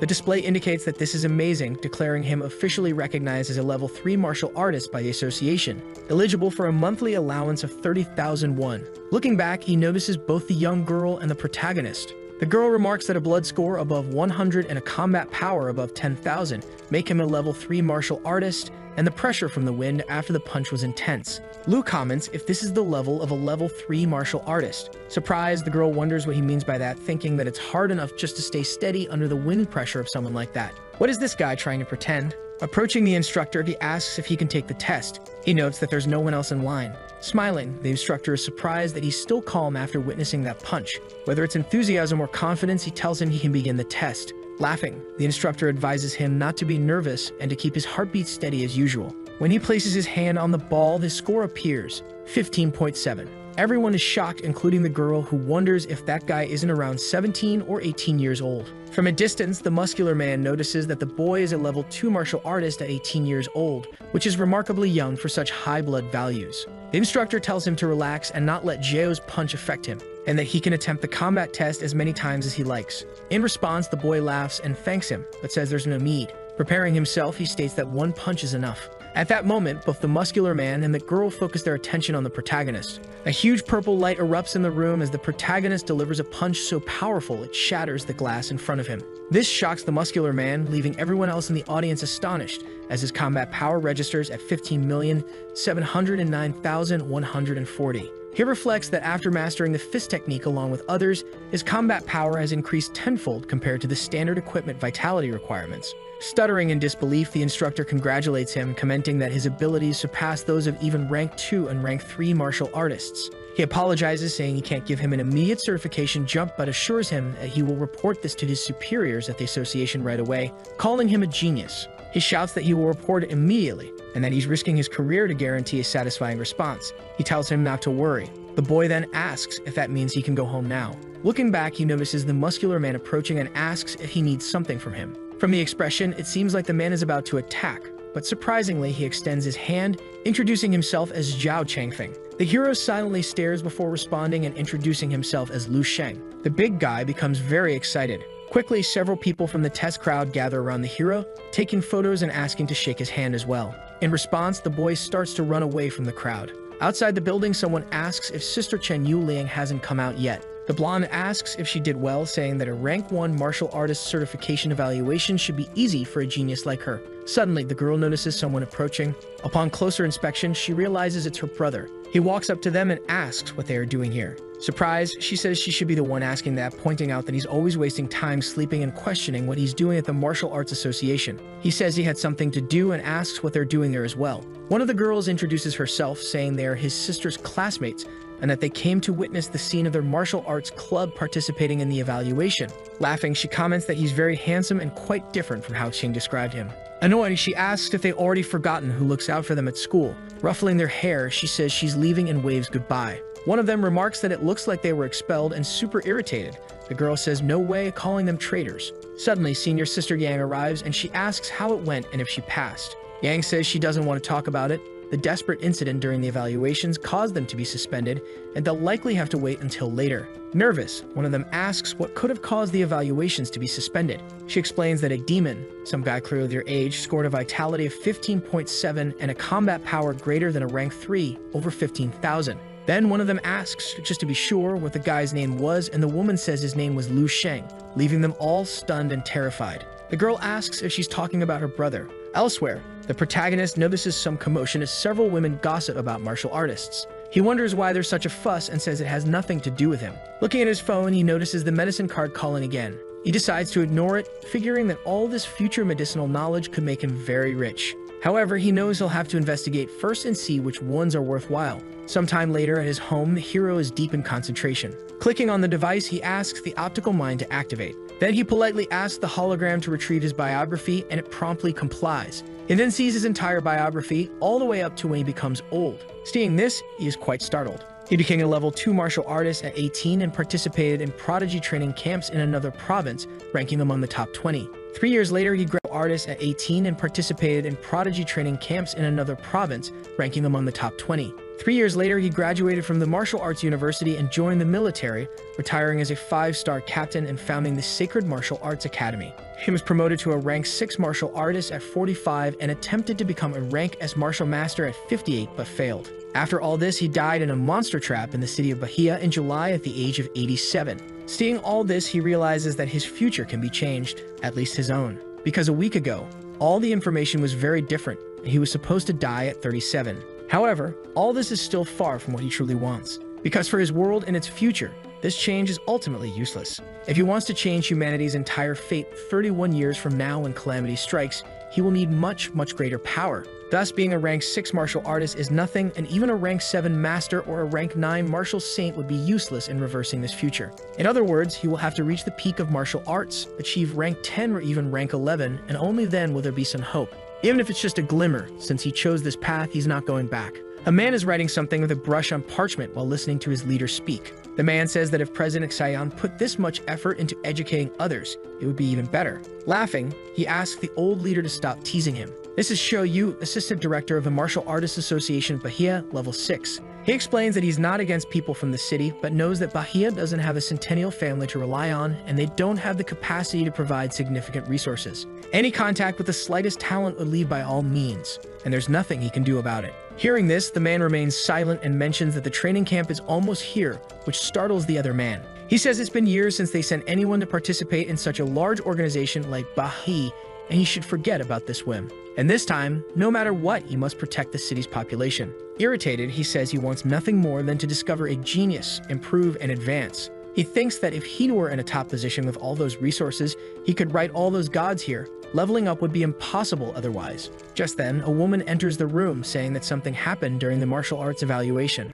The man asks why she is so upset and why she didn't even knock on the door. Desperate, the girl apologizes and says that the action is important and that just now the evaluator said she had very important information. She says that during the evaluation, an 18-year-old level 2 martial artist appeared with a battle power of 15,000. In shock, he tells her to quickly show the recording. Focused, he starts looking at the tablet, watching the protagonist in action. He asks if that is a perfect realm combat technique, and she asks what that means. Explaining, he says that it is a technology used in the martial arts world, and that she just needs to know that cultivating a realm technique at that age is something less than 10 people in the world are capable of. In shock, he realizes that even if it is a perfect realm technique, it's impossible based on a blood value of 15.7 and ki level. He is surprised to understand that he is 18 years old and has a battle power 10 times the average blood and ki value coming from an ordinary family. Then he concludes that it must be this. There is no other explanation. Quickly, he starts laughing a lot. Lifting her in his arms, he calls her sweetie and says that this martial artist is 1 in a billion and has appeared in their city. He starts getting very excited, and she asks what a special martial artist means. He explains that among those who cultivate, there is a martial artist with a special gift. They will awaken a power so enormous that an ordinary person cannot even imagine, and their blood and chi levels will increase after awakening, and they will possess a unique talent. Excited, he leaves the room, saying he must especially go to Lu Sheng's house and properly visit his parents to thank them for giving birth to such a wonderful son. Elsewhere, a man appears saying he has found Lu Sheng. He says his name is Lu Sheng, that he is a student at the Barai Institution, and that his father works at the docks while his mother works as a cashier at a supermarket. The boy asks what they are looking for in this person if he has annoyed them, and that he is just a boy from an ordinary family. Then the girl tells him to shut up. Taking her phone, she says she knew they would be fast, but she didn't expect them to be this quick. Nai tells the boy to go and buy the proper expensive gifts for the parents and for a young girl right now. With the phone in hand, she thinks she has finally found him, while her subordinates ask if she is really going to get married. In his room, the boy is focused when someone knocks on his door. His sister tells him to come quickly, that someone is looking for him, and he thinks he hasn't heard Lai King call him brother in a long time and wonders who could have arrived. Then he finally reaches the living room and encounters two people. His mother tells him to come over quickly, and the man starts introducing himself, saying it's a pleasure to meet him. He explains that he is the president of the Artists Association at Baha University and has come especially to speak with him about the evaluation results. Mainly, he thinks this guy must be at least level 6, and then says it's a pleasure to meet him. Mostly, the man understands that he is not scared and remains calm, and his temperament alone is something rare to see. His mother then explains that this is Miss Nai Shuang from the Hongchuan Martial Arts Center. Introducing himself, he says it's a pleasure to meet her, and that they have met before at the Martial Arts Center but wonders if he remembers. Then the man responds that yes, he does, and says hello to Miss Nai. Intervening, the man says he will be brief. He has come to talk to him about the level 2 badge because his level has already far exceeded the standard. Therefore, he says that his monthly allowance will be measured as that of a level 3. Not only that, but he has decided to give him a monetary reward of $1 million as a form of encouragement. This leaves his parents completely shocked, asking for someone to pinch them. Continuing, the man says he hopes he can continue working hard on his journey and keep achieving more brilliance. The boy then thanks him for all the encouragement and support given by him and the association. However, he says that nothing is free in this world and that he will have to repay the kindness. So he asks what he wants him to do. Sighing, the man says that he is indeed broadening his horizons. Handing something over, he says he hopes he will join the talent training field in Dongning province. Standing up, he wonders if they are talking about the training field and realizes that, indeed, it is the training field that gathers all the special martial artists, but it is also the place that destroys talents. He tells the story of O Senior, known as the greatest potential in the martial arts sector, who participated in this training field and became just an ordinary person due to trauma. He tells the boy that his future is bright and that there is no need to take such a risk. Then the man responds, acknowledging that indeed there are risks. However, he explains that this place is the solution for true talents and that the newcomers in the city should be considered nothing but commoners compared to them. But he says that, in any case, he will respect his decision and asks what he will choose. At that moment, the boy starts smiling, saying that he is right and that he also believes he hasn't reached his limit yet. Sighing, the man says he will come to pick him up in 2 days, and if not, he will no longer bother him. As he stands up, he says he will see him in 2 days. After the man leaves, the protagonist calls Miss Ni and asks for an explanation as to why she is here. Then the girl starts to blush, feeling embarrassed, thinking that he looks much more handsome in person than in the photos. She explains that she came to deliver an invitation to Mr. Lu Sheng, which is an invitation to become an honorary disciple of the Hongchuan Martial Arts Center. Curious, the boy asks what it means to be an honorary disciple. She explains that the disciple doesn't need to attend regular training all the time and all the classes and equipment are free. Even his own father could be his instructor. Nai says that he will need to take on a responsibility functioning as a title. She thinks that if she can spread the news that he is an 18-year-old level 2, his popularity will explode and she can even see parents fighting to enroll their children. Abruptly, the protagonist declines the invitation and thanks her. In shock, she says they can discuss the benefits and there's no need to reject it outright. Then he says he can be an honorary member and they can also announce that he trains at the center. However, he states that he will not be a disciple and doesn't need that title, but can join them if they accept his terms. Seeing this, the girl is shocked but says it's a deal and that the honorary title will be exclusive to the Hongchuan Martial Arts Center. She says they will send a monthly allowance of about $1,000 directly to his home and that they will not bother him any further. After that, the girl also leaves and closes the door. At that moment, his parents call him. His mother wonders if she's dreaming about a school offering $1 million and an allowance of $100,000, and his father is in shock, questioning since when he was a level 2 martial artist. Both of them ask what is happening. Taking his mother's hand, he tells her that all of this is real and that she no longer needs to work the night shift, as staying up late isn't good for her health. He also tells his father that he doesn't need to strain his back doing that kind of work anymore because his spine has already suffered enough. He says that now he also makes money and that soon they can both stop working so hard. Sometime later in the philanthropy hall, the woman is very irritated, biting her fingers, saying that it's been a week and she still doesn't have his name. She looked through all the recent pharmaceutical documents but didn't find anything and questions where this genius came from, as the drug he created and the studies conducted on it yielded shocking results. Not only is it stronger than class 1 and 2 drugs, but it is also stronger than most class 3 drugs in addition to the numerous benefits it offers. Despite all of this, its production cost is less than $3,000, while class 3 drugs can cost up to $200,000, making this the most innovative drug of the century. Angrily, she slams her hand on the table, asking the employee where this guy is, as he couldn't have just disappeared for no reason.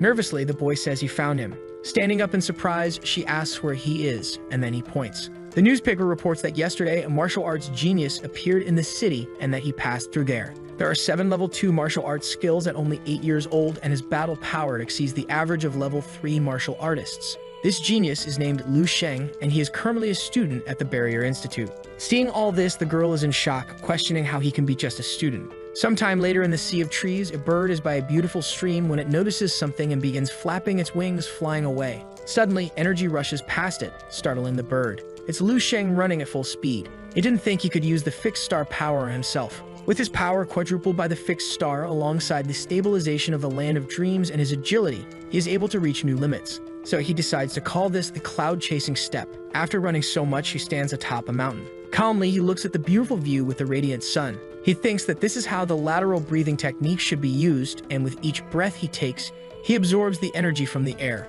His body is constantly recovering, continuously pushing its limits, and at the same time he can sense everything around him. Quickly, he tries to throw a punch into the air, producing a large shockwave. Seeing this, he gets excited, saying that his QE will increase significantly, and that his fixed star power has risen, and soon he believes he will be 600 times stronger. He says this gain is incredible, that he had only come to this solitary mountain to collect ingredients for the pill, but he didn't expect to advance in cultivation. With it in hand, he comments that he already has his tonic for spiritual muscles, and that the effects of the tonic diminish over time, so he will improve the nutrition pill. Now in the forest, he says he made the order for herbs at the foot of the mountain, and it should be ready. Preparing to run, he says it's the perfect chance to see how fast he can descend the slope. After a while, he is at the base of the solitary mountain. He approaches the man's leg and says that he was the one who placed the herb order, asking if they are ready. Responding, the man tells him not to worry, they are already prepared and all are here. He begins to inspect each of them, and the man assures him that they are all here and very fresh. He says he wants 10 bags of each, and according to their agreement, they are 500 per bag. The man responds, saying they are 1,000 per bag, not 500, and that he must buy all the herbs here. Seeing this attitude, the boy simply remains silent. Then he questions what he means by that. The man says he is not crazy about the forest of trees, and that it will be exactly as he said, and that when he is here, he must follow his rules. Several of his companions appear, and he asks if his parents didn't teach him that sometimes it's better to stop resisting. Emanating great power, he asks if they all want to force him into their schemes. Laughing, he says it's better not to act smart before earning a level 1 mark. Then, the man starts to become frantic and excited, saying that if he doesn't want to listen, he can't be blamed for giving him a taste of his fists. However, with just one hand, the boy shatters an entire rock, leaving everyone in shock. They are stunned and very confused by what just happened. The protagonist asks them a question. He asks when exactly he was supposed to stop resisting in this situation. Showing his hand, everyone freezes. Falling to the ground, they apologize, saying they were completely wrong and blinded by their greed. The boy says that now that they understand, he will take the things and be on his way. Then the merchant tells him he can take everything on the house. Smiling, he says that their parents should also have taught them that trust is of utmost importance when doing business, so they must be honest with their clients. They thank him for the advice, saying they will engrave it in their hearts, and that a new chapter in their lives will begin. The boy thinks that he was even willing to pay the guy, but since he said it was on the house, there was nothing to be done. And only the merchant wonders what kind of world this is and if, by chance, all the new students are this insane, considering he crushed that rock with a single blow. Then, a day passes. The hero arrives by car at the Dongying province at the talent training field. Walking through the place, he wonders if this is the training field and thinks that this place looks more like a military base. Then he sees 2 young men and notices that they are possibly wearing military badges, and he wonders if it is mandatory to wear them here, as his badge was placed on the pedestal by his mother at home. The man approaches, asking which city he is from and if he is there alone. He responds, saying that he came from Bahi City and that he had some problems. The girl asks if everyone from the city of Bahia hasn't already entered. In response, her friend says he must have taken the last spot at the last minute, and that he doesn't even have a badge. Analyzing, the instructor realizes that he came alone and asks if, by any chance, he is Lu Sheng, the student that the president of the Martial Arts Association mentioned. Laughing, another person says that's why he's the president's favorite. The same one comments that he must have received many favors behind the scenes, and then the instructor tells everyone to be quiet. Pointing, he says that he can enter with the Yuan City group and that, as soon as he enters, a ceremony and integration will begin. As he enters the place, he wonders why they have to enter in groups for the integration ceremony and figures it must not be a regular ceremony. However, he starts hearing a strange noise, the sound of chains, as the gate begins to close. Everyone starts getting nervous, questioning what is happening and asking if they are being locked in. The man explains that their mission is to find the exit, which is on the other side of the passage. If they succeed, they will pass, but if they fail, they will be sent away. Everyone is shocked, irritated by this shortcut for an integration ceremony that suddenly turned into a test. Quickly, the ground opens up and everyone becomes frightened, but the protagonist stays focused. Right after that, they fall to the ground unscathed. The man who hit his head on the ground with a tube says that hurt and asks what kind of cheap trap this is. Looking to the side, the hero notices the giant corridor. The minister quickly concentrates, having some sort of X-rayed vision of the place. He thinks that it's not an ordinary passage and questions what kind of dark beings those are and why the effect of metal strength is so useless. One of the boys comments that he expected a more elaborate trap and that this is just boring. Another one calls out to his friend Lin Xiao,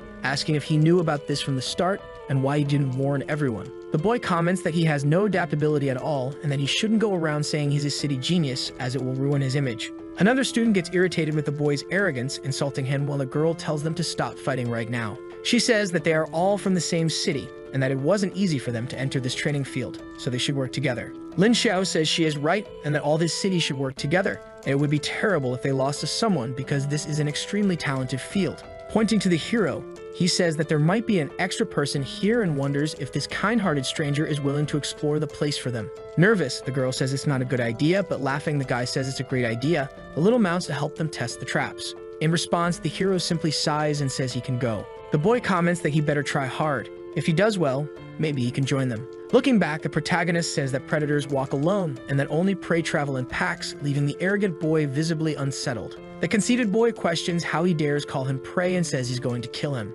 However, he quickly notices something strange approaching. It's several giant red spheres. One of them falls in front of the hero, who realizes they are mechanical puppets, similar to robots. Lin Xiao comments that even the weakest mechanical puppet is stronger than a level 1 martial artist, and there are many of them. Looking back, he sees all the students frightened, not knowing what to do. It is known that mechanical puppets can be programmed to fight all day with high-level martial artists, and even so, it costs much more to create a mechanical puppet of this level than to train a rank 4 martial artist. Lin Xiao questions if the country bumpkin is crazy, saying that when activated, the puppets will attack anyone who moves near them. With arms crossed, another says that this guy isn't even a rank 1 martial artist, and he'll be knocked out with the first punch. One of the girls shouts for him to be careful. At that moment, the puppet's fist approaches the hero. Suddenly, a massive explosion occurs in the area. The impact is so strong that the students close their eyes and shield themselves. After the dust settles, they see the hero holding the puppet with one hand. Shocked, the arrogant one wonders if he actually managed to stop the punch. This leaves all the students present in awe. Smiling, the protagonist asks if that's all they've got. Holding the puppet, he manages to break it with just one hand. With only one hand, he completely shatters it, and black energy starts to seep out from within. Seeing this, they question if he is really human, wonder what they should do since he seems so strong. At this moment, that arrogant guy begins to laugh loudly, saying that he almost fooled them, but that these aren't level 1 mechanical puppets, they are defective puppets. He says they are probably as strong as training dummies and that this guy isn't even a rank 1 martial artist, he just got lucky to make it here. Everyone doubts him, so he says that explaining things to idiots like them is a waste of breath. Walking up to the puppet, he says that if they don't believe him, he can prove it. Then he jumps towards the robot, kicking it with all of his strength in the head. Relieved, the students say that this puppet is indeed fake. With open arms, the boy says he had already warned them. Behind him, the robot begins to spin. Before he can finish his sentence, it lands a punch square on Yu's face, launching him into the wall, which cracks upon impact. Drooling and in pain, he says that these are not even level 1 puppets. They are level 2. The puppet appears confused as the boy lies on the ground. He says that if these mechanical puppets are level 2, then what rank must this person be? Every mechanical puppet has a core, and you just need to strike the core lightly to defeat them, but there are many of them. The protagonist realizes that this is getting quite boring. He breaks them all single-handedly. Frustrated, the man asks what is going on as all the robot puppets just malfunctioned even though they were newly purchased. He wonders how a bunch of kids who have reached rank 1 could possibly defeat rank 2 puppets. The hero tells the gatekeeper to come over, and the man wonders since when he became the gatekeeper for the second challenge. Determined, the boy says he hopes he won't disappoint him. Next, he surpasses the cloud chasing technique and prepares to use the Star Impact X10 strike. Seeing him right in front of him, the man is completely terrified. It is then notified that 08 has been disqualified. A blonde woman is analyzing all the data. With a cup in hand, a man with green hair approaches and says that today is another day full of joy and satisfaction. Noticing the woman there, he calls her by name Shui King. She tells Major Xiao Xin King not to call her that and says that if he's so free, he can review the materials with her. The man agrees to Lieutenant Colonel Song Shui King's request and asks about the quality of the students in the camp this year. Seriously, she says that no matter how hard she tries, only 08 meets their standard of expectations. The others are all professional martial artists with weakened talents. The man then says that these 5 seem quite average, all with strength-based talents, but these 3 have an agility style and a defense style. Additionally, there is the psychic style. The woman says that this psychic martial artist is the most impressive of them all. Her name is Linexia. She is 18 years and 8 months old, and her psychic powers awakened less than a year ago, nearly reaching rank 2. The man says that's excellent, and that she is the greatest genius, just like the woman in the past. The lieutenant colonel tells him to stop with that and mentions that she prioritized her in this year's training camp. Laughing, the man says the others aren't so bad either, but then he notices something. In complete shock, he questions what he's seeing, causing the woman to become curious as well. Meanwhile, in the training area, another robot puppet is defeated. This is Xia Lin, who wonders if that was the last one. Analyzing, she says she senses something very dangerous there, and that this skill belongs to someone at least rank 3, and that it must be some kind of supervisor for the evaluation or something like that. Entering the room, she sees several men looking nervous. Many are holding shields, while others launch attacks. She wonders what is happening as there are so many people on high alert, and what they are fighting against. She questions again if something is really happening here. Using her specific abilities, she realizes it's 2 people fighting, and she wonders why the opponent is human when the targets of the evaluation were supposed to be robots. The protagonist notices and questions who he is. In response, the man looks back at her, completely startling her. At that moment, the door quickly closes, and looking back, the guards seem curious. Trembling, the girl asks what that was as the feeling of fear overwhelmed her heart with terror. The major asks what the situation was there and where the responsible supervisor is. He explains that the surveillance cameras near the entrance were all destroyed, and they lost contact with the supervisor. The man demands information on everyone who passed through Passage 12 right now, and she says it's no longer necessary. A crater begins to form in the wall. Breaking through the wall, the protagonist emerges. Relieved, the men understand it's just a student. But suddenly, a murderous aura emerges. He is walking while carrying an unconscious man. The lieutenant asks if he isn't a student from Qinyuan City and questions who he is. The boy drops the man on the ground and introduces himself as Liu Sheng from Bay City. Smiling, the major says he has guts. He remarks that in addition to destroying those mechanical puppets, he also defeated the supervising instructor, proving he is exceptional. With a slight snort, the boy says it's a misunderstanding. He thought it was part of the evaluation and the instructor was indeed strong, so he didn't hold back. Seeing this, the woman remains silent, observing. Then a powerful energy manifests from within her. It moves toward the protagonist. He simply stands still, saying nothing. She congratulates him for passing the entrance evaluation. She then asks him to rest as a staff member will guide him to the dormitories. She mentions that she watched the recording and that the mechanical puppets were nothing more than toys in his hands. The man states that his records show his vitality is only 15, and his combat power is 15,000, questioning if that's possible. This controversial figure says he evaluated him with psychic energy and felt nothing.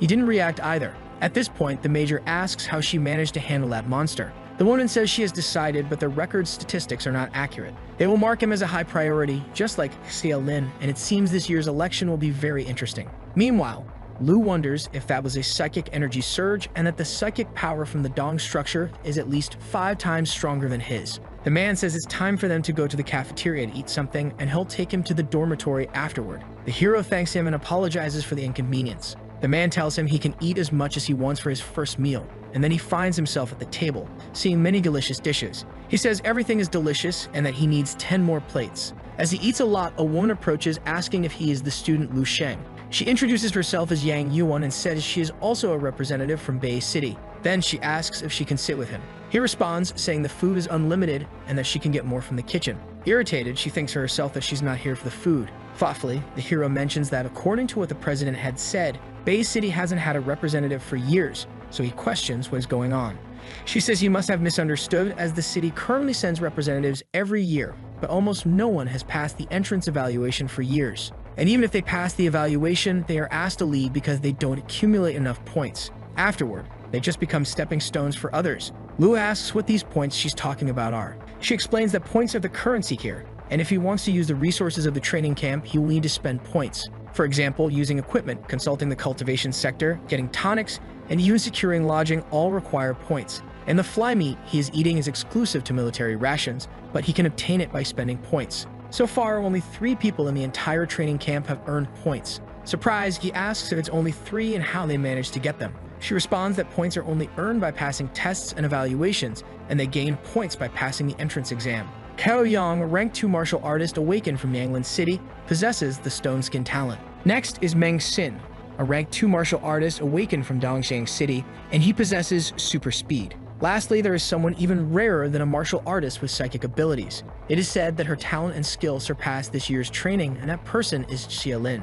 She was walking down the hallway when suddenly she notices something. Looking to the side, she sees the protagonist eating an entire chicken. Seeing this, she's completely startled and shocked. She almost drops her food while in the background the protagonist asks if it's her. Yang asks if he knows her, and he responds that they met briefly. The woman mentions that there is also a fourth person, but the rumors about them are quite absurd. Besides being extremely strong, they supposedly managed to destroy almost all the mechanical puppets alone. On top of that, she says that person is a maniac, and they even beat the supervising instructor to the point that he had to be taken to the hospital. She says they are talking about a raging lunatic and laughs, saying she doesn't believe such a person exists. The boy mainly understands that the instructor was really tough and that everyone here is talented. Handing him the map guide, she tells him not to worry as she believes in him. She says that with his talent abilities and more training time, he could become as strong as they are. Wiping himself, the boy thanks her and someone behind him appears, asking if he is the student Lu Sheng. The person informs him that because he destroyed 18 mechanical puppets during the evaluation and beat the supervising instructor, who is still in the hospital, he needs to take him for interrogation now. Seeing this, the girl becomes frightened, realizing that the person she had been talking about was actually the protagonist. Everyone in the cafeteria also becomes very scared and shaken by the news. Standing up, the boy bangs the table and says he understands. Nervously, he mentions that he's no longer hungry and asks if he can take another portion to go. The man looks serious but says it's fine. Lu apologizes to her and says he has to go. A few minutes later, he leaves the cafeteria. Everyone is in shock, questioning if the rumors were actually true and if such a monster really exists.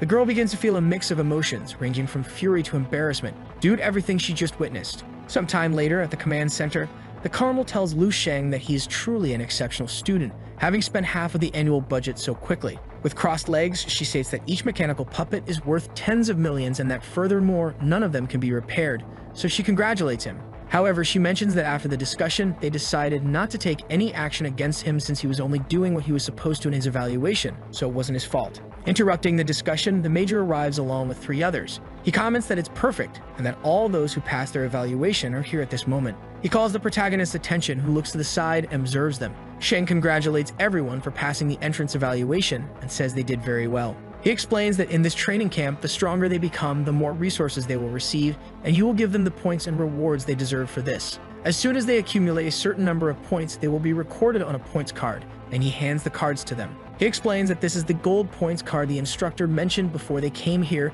and it contains 100 points. Ru then becomes excited, saying that he's now in the lead. Lin is very happy to have received 100 points and thinks that's enough to secure individual training from the legendary high-level psychomentalism doctor. However, when she looks to the side, she notices something strange. People then ask why the hero's card is white. Holding it, the boy comments that he's never heard of this before and questions if it's an empty card. On the card are the usage rules, stating that the Monster Meat restaurant costs 5 points per meal, as well as details about training sessions with the regular instructor. After reviewing it, he concludes that, apparently, eating meat is the only useful thing about the card. The major intervenes and tells him to be grateful, as the card actually has 1,000 points. If it weren't for the instructor, he would be in debt for the damages he caused. Hearing this, everyone is shocked and stammers, realizing that the card indeed holds 1,000 points. In response, the man says he thought this camp was solely about participants' skills and didn't know there were special privileges. He faces the situation and says this is disappointing. The redhead wonders what kind of crazy connections they are dealing with, and Lim asks if they don't know what the boy did during the evaluation.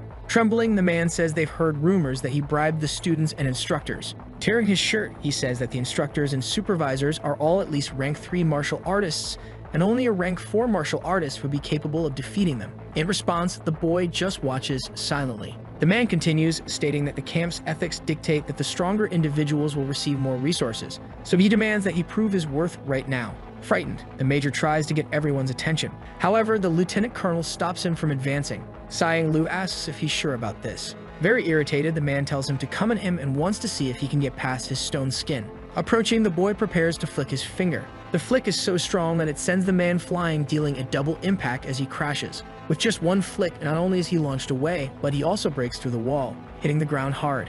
In his mind, the boy thinks that he asked for it, so they can't make him pay for it. The man ends up unconscious in the hole he created in the wall. Everyone is completely stunned. The major then looks around and begins to hum. At that moment, the hero asks if he can leave now. However, the major calls his attention. He asks if he already knows his plans for the training, and if he's already used his points, he can continue instructing. He thanks him but says he has more important things to do right now. Interested, the major questions what could be more important than receiving private training from the head instructor. Everyone stares at him nervously. At that moment, the protagonist stops and starts to respond. He explains that right now he's going to sleep. His response leaves his future colleagues in shock. In reaction, the man starts laughing loudly. Sometime later, they carry out the injured student. With arms crossed, the major comments that he actually went to sleep. Meanwhile, the woman questions what he's doing as there are no resources in the dormitory. She explains that he is like a high-level whetstone. He can stimulate the growth of others. At this moment, she asks the man if he still remembers their time. He responds affirmatively, saying that just thinking about it makes his chest burn. At that time, this man was the strongest in the training camp and placed everyone under his feet. He earned the title of king. Continuing, the woman says that people with physical-type talents have a huge advantage over others. They can easily achieve combat power above several thousand and even defeat opponents ranked higher than themselves. However, skills like speed, observational ability, judgment, tactical experience, and strategies are equally important. One skill alone is not enough. In the process of growth and gaining experience, those who rely solely on the power granted by physical-type talents will eventually disappear. Thus, this might also be the future of Lu Shen. Meanwhile, he is defending himself from a zombie attack. Quickly, he prepares to strike again. However, Lu Sheng manages to intercept the blow, grabbing the opponent's arm. With his right hand, he holds a sharp object. Then he strikes the ground with it. It creates a huge impact on the ground. Taking advantage of this moment of imbalance, he lands a finishing blow on his opponent. Exhausted, he remarks that the opponent was a rank 6 martial artist when alive, the same level as the president of the Martial Arts Association. He thinks that, compared to enhancing his vitality, these are the true treasures to gain in the landscape of dreams. Footwork, fist techniques, palm techniques, leg techniques, spear techniques, and sword techniques. Human strength is limited. It is impossible for anyone to be talented in everything. However, he stands on the shoulders of countless people without flaws or blind spots. This is certainly his path in martial arts, complete martial arts. He also uses physical energy, thinking that if it weren't for this, he wouldn't have been able to withstand a single attack from that zombie. This physical type energy is the most basic, so he will have to improve his physical energy training. Sometime later, he is standing looking at himself. He thinks about focusing inwardly without any external distractions, enveloping his subconscious to refine his mind. His hand then reaches out to his giant version. As a result, a purple glow emanates from his head. At that moment, the hero realizes something. He is quickly pulled down as if into a vacuum. Then he wakes up fully conscious, emanating immense power, to the point of shattering all the glass near his body. He feels exhausted but remarks that he advanced again. He says it's been a while since he checked his biography and wonders what changes he has now. He then calls upon her to show his biography. She complies and displays the biography for the hero. Excited, he sees that he is about to become a rank 7 martial master, and that he has mastered the ancient Teklos, granting him power akin to that of a feudal lord. He understands that now that he has become a martial master, his evaluation and access permissions must have also increased. He then requests advanced techniques for refining the stellar body and natural breathing techniques. She complies with his request, showing him all the skills and techniques he asked for. Analyzing, he notices that with level 3 access permission, he can view higher level techniques, but something catches his attention. He brings his hand close to the scroll. This is the Divine Illumination of the Hell King, a rank 11 power from the World Martial Alliance. He realizes it is a complete martial technique. His eyes widen in surprise. He thinks this is incredible and mentions that he didn't expect it not to be in the combatant skill selection. This is an art designed specifically for psychic mentalists. It includes techniques on how to use psychic energy, battle tips, and most importantly, something unique. This art is completely different from other psychic arts. The essence of the Divine Illumination of the Hell King is to use psychic energy to create another body within the martial artist. In other words, is his second self, and the clone is so intricate that it duplicates the martial artist's muscles, cells, and even genes. All of this for a single purpose, to strengthen himself in all areas without leaving a single opening. The first level of the Divine Illumination of the Hell King is to use psychic energy to strengthen his organs. This way he can amplify his vitality, which is exactly what he needs now. However, while he already has ways to amplify his combat power, his basic vitality remains unchanged. His vitality has always been the thing that most hinders his progress, and if he can overcome this obstacle, he can enhance all his stats. He thinks that people have underestimated the martial knowledge accumulated over 10,000 years, and that in this era, such knowledge can hardly be conceived, let alone created. Looking carefully, he recognizes the name Annie Fink, an exceptional talent, 1 in a million. He believes that Annie Fink is likely in existence above all, even among the powerful at rank 11. However, despite people possessing talent far above average, the destruction of human civilization could not be prevented. At this moment, he understands that there is still much to do and that the path ahead is still vast, and that every minute and every second, he needs to give his best to become even stronger. After that, a month passes. In the trading camp inside the psychic room, Lin Texia is undergoing some kind of training with her powers. She stands on a puzzle-like mat. At this moment, some yellow objects move toward her. Using all her psychic powers, she manages to slice through them all, without moving a single muscle. Each beam of her power carries a sort of white metal weapon. In the background, someone comments that it wasn't bad at all, and that she is progressing very quickly. They also point out a room, stating that she can now control 3 stars with ease, and once she can control 6 effortlessly. They will signify that she has entered the realm of a level 1 mentalist. The girl bows, thanking them and saying it's all thanks to her tutor. The tutor responds that it is due to her talent and effort. However, Falk noticed something. It seems there is a significant weakness in her mental fortitude. The girl becomes nervous as the woman continues, asking if someone has left her with some kind of mental trauma before. The image of the protagonist quickly flashes in her mind. She responds affirmatively and asks the head tutor if there is any way to resolve it. The woman then says it is very simple. She explains that she must find the person who caused her trauma and defeat or kill them. That way, her trauma will naturally disappear. In complete shock, the girl really didn't expect that answer. Confused, Song mentions that she is in the midst of rapid growth in terms of skills and that it shouldn't be difficult for her. Lin knows that the guy being mentioned has wasted all his time sleeping up until now and wonders if his skills have stagnated during this period. Because of this, she thinks she might have a chance. Leaning against the wall, the major asks her if she's done and how it went. The woman says she is talented, but her character is a bit weak. Continuing, she mentions that they have taught them what they needed to learn, and with only 1 to 2 months remaining, it will soon be over. She then asks about the protagonist, and he says that every time the team checks on him, they find him just sleeping, deeming him a lost cause. The man recalls that during the lecture, he said if a student wanted, they could sleep all day and no one would care. His companion remarks that he shouldn't have said that. At this point, the major asks if they still plan to use him as a whetstone, and Ed Abdullah responds that he's not even worthy of being used as a stepping stone. As he walks away, he says to leave him alone. Otherwise, Seelin might tear him to pieces during a camp evaluation, and the man says he's not afraid of either of them. Meanwhile, elsewhere, Yang is tired as she sweeps something. A colleague asks if she's not done yet and offers to help her. She comments that she envies those who earn 100 points as it's enough to cover their expenses for 2 months. Yang says that people like them have to save and endure hunger just to survive. Changing the subject, the woman asks what that Lu Sheng from her city has been up to all this time. Nervously, the girl responds that she doesn't know. The girl continues, saying that the guy made a big impact when they arrived, but in the end, everything ended for him the next day. She mentions that he's been locked in his room all this time, wondering if he's scared or something. In her mind, the girl thinks that Lu Sheng isn't like that. Turning around, she tells the girl to rest and that she can handle the rest. Suddenly, they hear a call, saying that it looks like Ko Young is about to face quadruple gravity force. Hearing this, the girl thinks about how she almost fainted after spending only 20 minutes in a double gravity chamber. Taking her hand, her friend suggests they go check it out. Nervously, the girl thinks about Lu Sheng and what he must be doing now.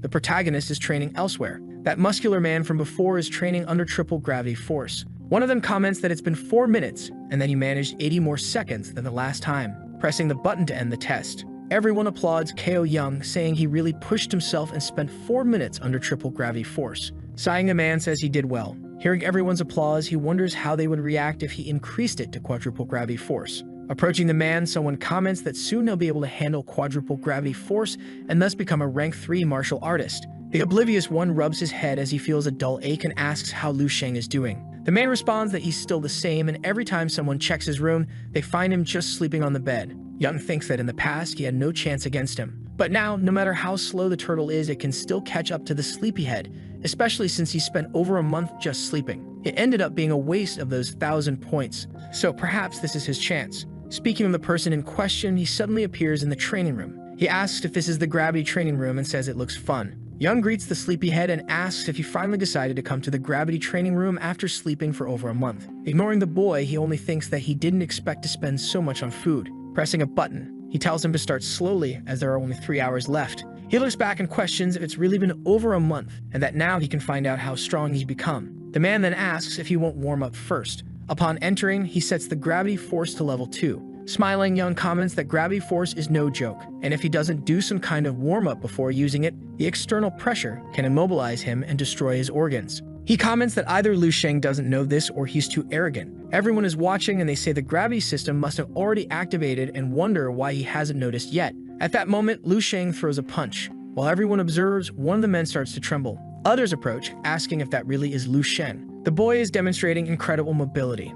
They question how Lu Sheng can move so fluidly, even under this gravitational force. Excited, the boy says this is quite innovative. He then decides to press another button. Seeing this, the man wonders if he is going to stop because he can't handle it anymore. but the boy decides to press the button anyway. It makes an irritating beeping sound, which annoys everyone. They wonder what's happening. In fact, he has increased it to quadruple gravity force. Focusing, he thinks about how this feels like being under an even greater gravitational force. He then slaps the ground with his hand. This leaves everyone surprised and shocked. Sweating, the man can't understand what's going on. Lynn approaches the area saying she's exhausted and that the instructor was really annoying. When she looks to the side, she notices something strange. She wonders why so many people are gathered there. Mouths open, people are stunned and dazed by what they are witnessing. Curious, the girl approaches and asks what they are looking at. But when she looks through the glass, she sees something very strange. Lu Sheng, without any difficulty, is doing a handstand using only 2 fingers. Pointing at the glass, she asks if that frog really is Lu Sheng. Young is in shock, questioning why he is so strong. She wonders if he shouldn't have been sleeping all this time. At the same time, the boy thinks that the quintuple gravity force is fun, but it's probably time now. He stops his handstand and goes to press the button. He ends up increasing it to quintuple gravity, which leaves everyone in shock. He then uses the natural breathing technique, earth breathing mode. One of the observers remarks if they're really seeing this, and another asks what's going on. The arrogant one also arrives at the scene, asking if this is real. Young also arrives, saying it can't be, and it's really that kid. Pressing up against the glass, Young still doesn't understand how this can be happening now. The quintuple gravity force has been activated. The boy understands that this force is perfect for his current training, allowing him to perform the movements of the stellar body enhancement technique. However, all of this is still far from enough, because he needs an even greater pressure, one that will push him to his limits. Wei asks if he's finally going to turn off the machine because he can no longer move. Another person says it's impressive that he lasted so long under quintuple gravity force. However, at that exact moment, the hero presses the button again, leaving everyone in shock once more. Meanwhile, in the command room, Caps Baigsa comments that there were 2 others today and several students have already quit the training camp. The major remarks that they are all spoiled and pampered,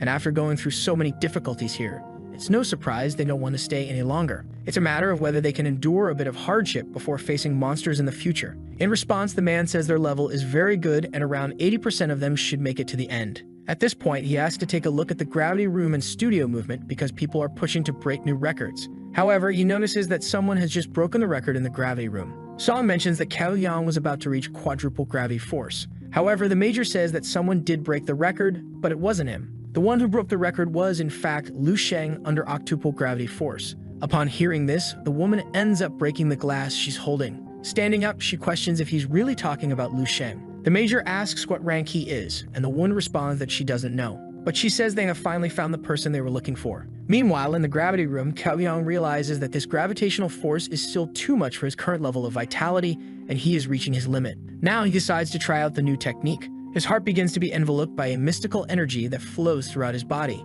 Quickly, he gets up. Looking at Song, he realizes that he has only strengthened his heart, and his vitality has increased by about 10%. Because this is the power of the divine illumination of the Hell King. Clenching his fists, he becomes very excited. He states that now he's going to test his true limits. Outside, in disbelief, they say he's already facing octuple gravity force and that he couldn't possibly be thinking of increasing it further. Pressed against the glass, Yunong doesn't understand what's happening and remarks that they're outside the gravity force, but the pressure is still immense. Quickly, everyone begins to fall to their knees. Even Yang himself falls to the ground, frustrated, asking what Lu Sheng is doing. The gravity force increases to decuple. Yang ends up collapsing onto the floor, cracking the ground as he lands. He says it's incredibly intense and every movement of his body emits a stressful scream. He's using all of his energy just to stay conscious, but he can't move an inch. He admits that this gravitational force is far beyond what he can withstand. Yet this is exactly what he desires. He wonders what kind of person is needed to change the future and reverse this fate. Would it be someone who has mastered high-level martial arts, someone with talent, or perhaps someone with unlimited resources? The answer is someone who is capable of surpassing all their own limits. Within this gravitational force, Lu Sheng stands firm while outside, everyone remains on their knees. With great difficulty, Yang opens his eyes, observing. The girl realizes that Lu Sheng has returned. After some time, he begins to exit the room. He appears slightly tired as everyone watches him. As he walks in his direction, someone calls out, handing him a towel. It's a short-haired girl who looks a little nervous. Taking the towel, the boy thanks her. As he wipes his face, he thinks that if everything had ended so quickly, he wouldn't have invested 3 hours of points, and it would have been a waste. Then he notices that there is a reward for setting a new record. The system notifies him that he received 1 reward point for setting a new record, bringing his total points to 4,335. Everyone is in shock when they realize that his points are in the thousands, while the points of ordinary people don't even come close, even if added together. In his mind, he wonders if 4,000 is enough to satisfy him. Everyone begins to step aside, making way for the hero to pass through without obstruction. At this moment, one of the boys gets excited and another asks where he's going. Observing, Yang understands that he has a commanding presence and is ahead of everyone. Watching this scene is like observing a fierce tiger advancing with a distant September chasing behind. Her friend comments that he has a talent for physical strength and broke the record, questioning if he's at the age of a rank 4. Widening her eyes, the girl realizes he's heading to the movement and footwork technique studio. Meanwhile, Rav is training in a rune, dodging lasers. He has completed the level 2 tactic training with a 97% success rate. This achievement has allowed him to surpass 52% of the students in terms of movement skill. He understands that his results are constantly updated on the main martial alliance board and that he has already surpassed more than half of the people worldwide. He reflects that humans are not all equal and that the gap between them and others is now beyond any measure, and that even by merely observing his training, these people have gained extraordinary benefits. Opening the door, he stands with open arms, expecting acceptance from the others. However, he notices that they are looking at another room and questions what's happening. Even the structure and its instructors are present there. Running to the spot, he asks why everyone is looking over there, and someone says it's because of Lu Sheng. The redhead asks if they're talking about lazy Lu Sheng and questions if he really thinks he's going to break his record. Looking back, the boy feels confused, wondering who this redhead is. But then both look forward, stunned. They realize he's going to test himself with all the laser launchers activated at maximum power. Observing the protagonist, they understand that all he needs to do is avoid the laser beams. Focused, he mentions that it's impossible to predict where the laser will come from. That's one of the challenges of this training. However, with his vision, this is nothing for him. Suddenly, numerous laser beams begin to appear, and the protagonist starts dodging them one by one with ease. Seeing this, the redhead questions if this is even possible, and another comments that there are thousands of lasers in the training studio, and it's impossible to predict where they'll hit. Grabbing him by the shirt, he asks if this is really the boy's first time in the movement studio, and the other responds that it is, and that before this he was already in a G-Force training and broke a historical record there. Falling to his knees, he asks if the boy's talent wasn't of the physical type and that he didn't spend the whole month sleeping. Very sad, he understands that this is the huge difference between their powers. The lieutenant also observes, wondering if it is his first time in the movement studio. But she understands that even if he had gone hundreds of times, it wouldn't be easy to reach that kind of level. The analysis of the environment of his movements instead of being reactive is as if they were predictions. To demonstrate this, the protagonist turns his head as if to predict that the laser beam would hit that specific point. With eyes wide open, the lieutenant observes, questioning how he is able to do this. Even with multiple lasers in sequence, the protagonist manages to dodge all of them easily. Seeing this, the woman begins to activate some kind of magic. The major questions what she is doing, and she responds with nothing. Analyzing, he thinks it's strange that the last time she tested, there was no psychic energy in him, and he asks why she felt the need to test again. In the level 2 movement studio, his occlusion tactic is at 162%. The boy thinks this training program is really good because he feels that his movements are getting faster. Soon, a notification appears that he has completed level 2 of the movement studio. All the men watch him and say that it looks like the level 2 training was very easy for Shang. The major also comments that it seemed very easy for Shang, and that he has a very relaxed appearance. With her arms crossed, the woman comments that she would like to see how far he could go. At this moment, level 3 training begins in the movement studio. Several balls start being thrown. The amount is immeasurable,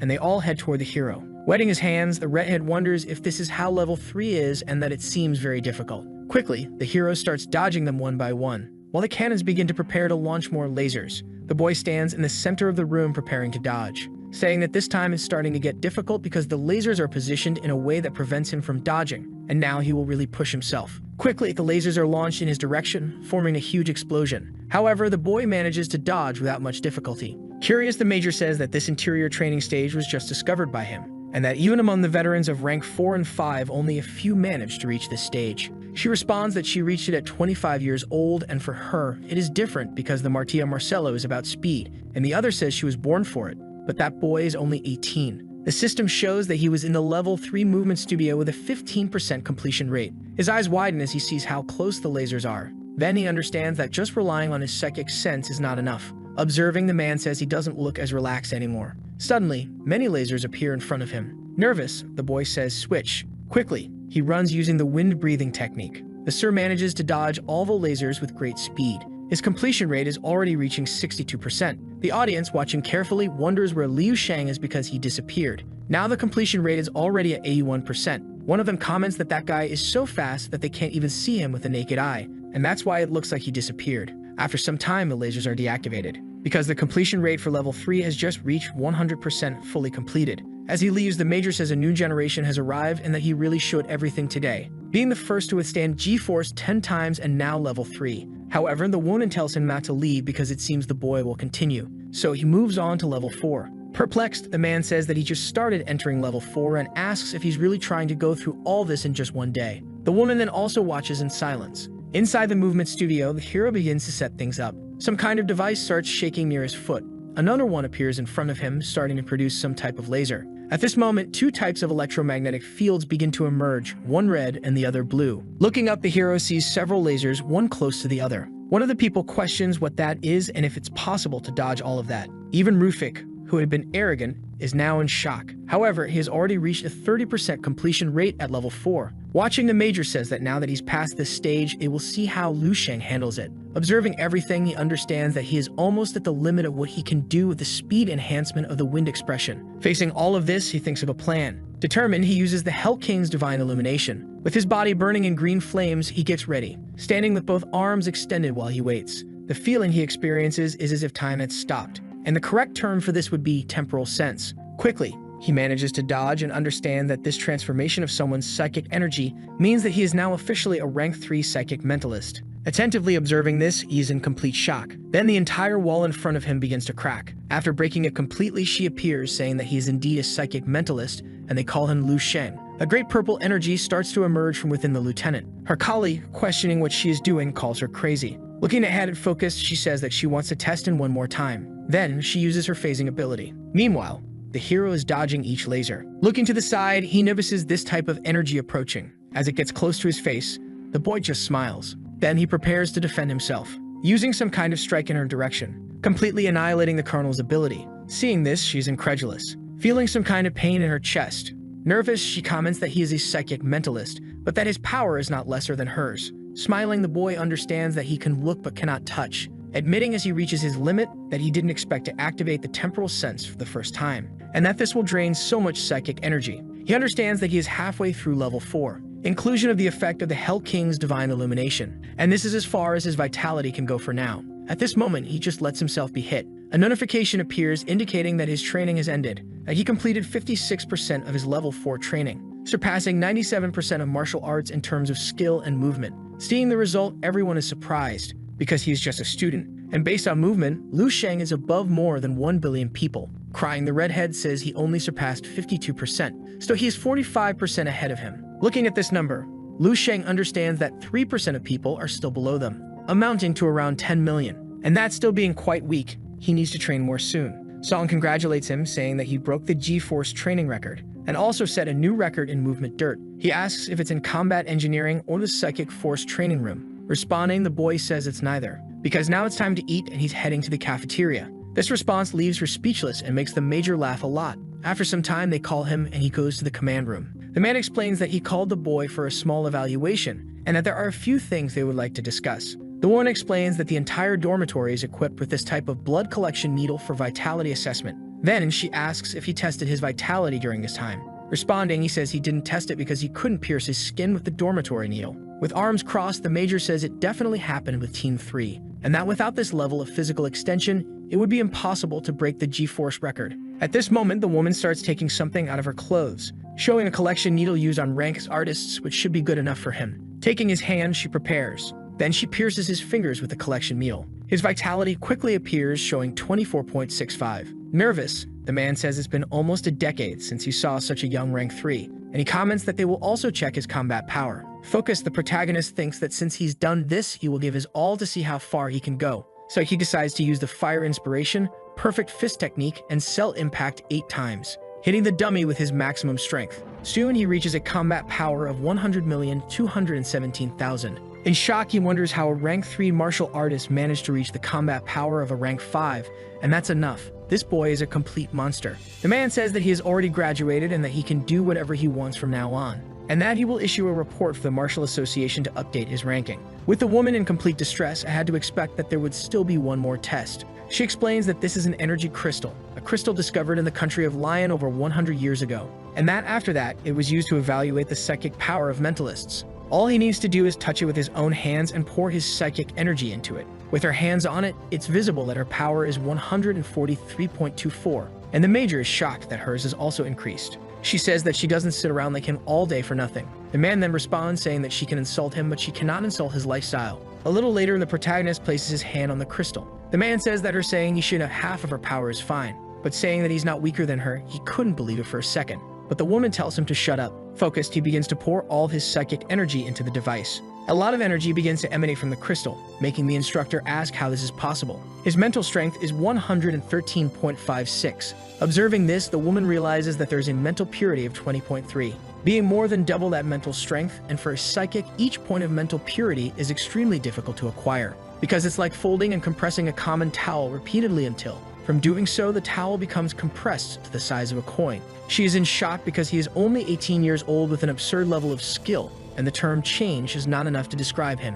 The Major, also in shock, says that this is incredible and so impressive that it borders on the divine. Hearing this, the woman punches him with the tube in his face. Approaching the boy, she asks if he already has a master, and if he has studied mental cultivation techniques before. Lu Sheng responds, saying he already has a master, and that his master taught him a unique method of cultivating mental energy, in addition to teaching other things as well. Sighing, she says she understands, as she had already suspected, and that it's obvious he already had a master. Song comments that even with a master, this shows how powerful and talented he is, and asks if his talent awakening was not too long ago, and the boy responds that it was less than 3 months ago. This response leaves the two stunned, unable to comprehend. Nervously, she comments that he reaches the level of mental energy and has such high purity, and that it would be difficult to find someone like him in several decades. Not understanding, the boy asks if mental masters also have associations. She explains that the system of mental masters is completely different due to the rarity of mental talent awakenings, and that even in a country with a large population, less than 1% have the talents of a mental master. She says that perhaps his master didn't tell him to avoid affecting his training, since the more knowledge one has, the more distractions arise, and the purity of his mental energy could end up diminishing. However, since he is a genius, she would like him to join the association, and they could provide him with more resources for his training, showing her insignia. Responding, the boy says that he has never seen his master's appearance, and that he always receives his master's instruction in a very mysterious way. The girl says that his master must be an extraordinary person and thinks that when such a powerful talent is discovered, people want to protect him, and that it's surprising that his master allows him to live independently and only someone with a very high level of perceptive knowledge could act that way. In his mind, the hero thinks that it's very difficult to explain this, so he used that excuse. But it would be very cool to openly say that his master came from the future. Being 10,000 years in the future and possessing a level 11 power, his name is Duan Wushing. Smiling, the man intervenes, saying that he would love to continue the conversation, but he came to discuss a few matters with him. He then hands him a card with 5 million and says that the training camp isn't over, but it seems that he is the #1 student and gives him his additional prize. The girl comments that he shouldn't worry, as there's no way to be dissatisfied because this is the most they can offer. The Major laughs, saying that he is famous in the camp for being a big eater, and that if you add up all the money he spends on food, it will definitely reach 7 or 8 million. In shock, the boy realizes that those meals are very expensive and asks if he will never be able to eat them again. Song comments that even though that amount of money is small, it's enough to demonstrate the military district's goodwill, and this is the second thing on the list. Examining the card, he asks if this is a form of recruitment. Smiling, the Major replies that he is smart, and that it can be understood that way indeed. However, Song warns him that he must understand that being a martial prodigy like him, he will inevitably go to the battlefield to fight enemies and monsters, because a normal martial warrior cannot become a holy dragon martial warrior while staying in the safe zone. The Major explains that the government and the Martial Alliance offer support and privileges to martial practitioners, but it's not free, and soon the time will come. Laughing, he tells him to consider himself the #1 in the Eastern Military District, and that he should know that in their region, he has an advantage because their female soldiers are the most beautiful in the country. He explains that these are beautiful women with fine features. Before he can finish, the woman throws something at his head. After pushing him away, she explains that he will represent the province's genius training camp and participate in the selection of enlightened generals in the Eastern Province. This information leaves the boy quite startled. She explains that in all Eastern provinces, the training camp concludes with the idea of selecting true geniuses among them who have the potential to become stars. She then asks if he knows what it means to become a star in this context, and the boy responds that he does. It's the title of Grand Master. Returning, the man says that being a star means representing the future Grand Masters, the stars of preparation, and that there is only one person like this in the entire Eastern region each year. He concludes by saying that this person is sanctioned among all prodigies, so Shen quickly accepts. He thinks that since they live in this era, certain things are inevitable and that they are already trying to change the entire human race's stimulus on their own, so he will face difficulties. He says that both General Dong and he fully trusts his abilities, and that if even he cannot succeed, it's hard to imagine who else could in this generation. He explains that the rewards for this competition are granted directly by the Eastern Military District and are much more generous than what they can offer. The woman explains that there are still several months until the star selection, and that it will officially start once all the equipment in all the provinces is completed. The man explains that with the boy's ability, it doesn't matter if he participates in the exam or not. He can freely choose any martial university in the entire region. Hearing this, the boy remains silent. As he leaves, he says he will stay for a while longer, since he has nothing else and is already going. And then the man laughs, saying that he bets the boy stayed for the food. Still, the woman says she never thought she would feel envious of someone for their talent, but the man says he is different from them, that he is destined not to be an ordinary mortal. He is certain that Lu Sheng will one day bring about important and transcendent changes in this era he lives in. Sometime later in Bay City, at the Martial Association. Inside the building, the protagonist thinks that it's been some time since he last visited this place. However, someone suddenly yells, catching the boy's attention. As she shouts, calling Xiao an old man, she ends up announcing that Lu Sheng has finally arrived. Pointing toward the room, the boy asks what's going on. Nervous, she opens the door and tells him to just ignore it and go in. She then informs the president that Lu Sheng is here. One of the men stands up to welcome him. Asking if this is the city the president mentioned, he says it's not bad and that he really is young and promising. Smiling, he tells Xiao not to be so upset because not everyone can become ordinary with a precious goal.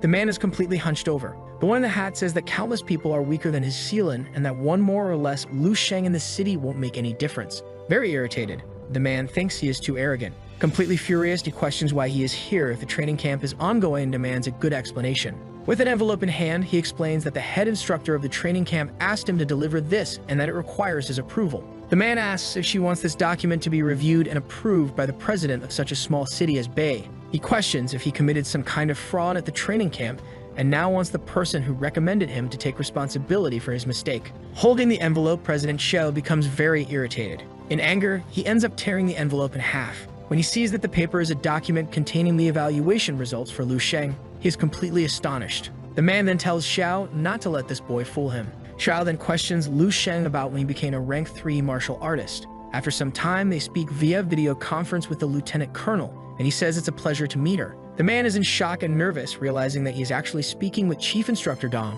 Lingxia joins the video conference, recognizing her grandfather's voice, and asks where he is. Annoyed, the instructor scolds her, saying that she doesn't have much time to be distracted and that today's training will be multiplied by 10. Changing the subject, Xiao tells him to get straight to the point and that he has seen the document he asked Lu Sheng to deliver. Sang then comments for him to ensure that this will not delay the event that will take place in a month, because Lu Sheng will be the representative of the Dongning Province's Prodigy Training Camp in the Morning Star selection of the Eastern District. As the strongest student this year, there is no need for him to continue in the training camp. Some of the men are completely shocked after hearing all of this. The elderly man realizes that his granddaughter had called him earlier. Meanwhile, the instructor begins scolding his granddaughter, asking how she can withstand such low pressure. At that moment, the man understands that when she mentioned a monster, she was referring to Lu Sheng. Xiao, confused, says he will not delay her any longer. However, the woman says to wait because she needs to speak with Lu Sheng, and she mentions that she has obtained many materials from the psychic weapons he requested. Additionally, the formalist is handling the prices and will send them to him.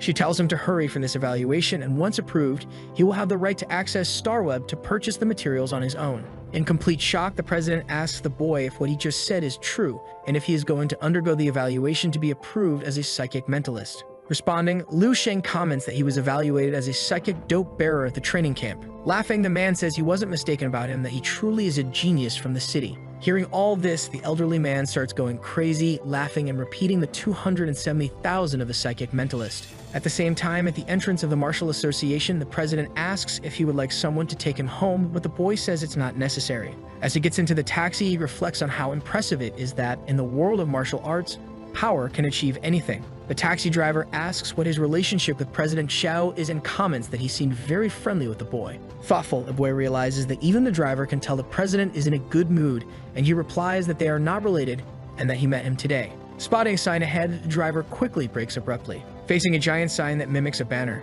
Getting out of the car, the boy is shocked to realize it's the sign of the Hongchuan Martial Arts Academy. In front of the Hongchuan Martial Arts Academy, the man says he is here today specifically to challenge everyone in the academy. Pointing at the man, Nai says that he is the martial artist from Anki 4 and that he even came to challenge the academy knowing her father is injured. Hurt, her father calls out to Lin Qiang, saying that his academy has benefited from recruiting new students for a year and asks what more he wants. Irritated, the man says that since he dares to display his sign, he needs to be prepared in case someone comes to break it at any moment. Standing up, he says that he is right. Since they raised the sign, it must have the ability to keep it standing. Channeling some energy into his fists, he says he established his legacy using only these fists when he came to the city. He asserts that he was able to hold his own back then and will be able to do so now. Seeing this scene, Nai calls out to her father, who says he's fine. The man comments about Lu Sheng, the 18-year-old martial artist from Anki 2, and asks how someone like him managed to have such a student. Intervening, Nai explains that Lu Sheng is not her father's student, just a member.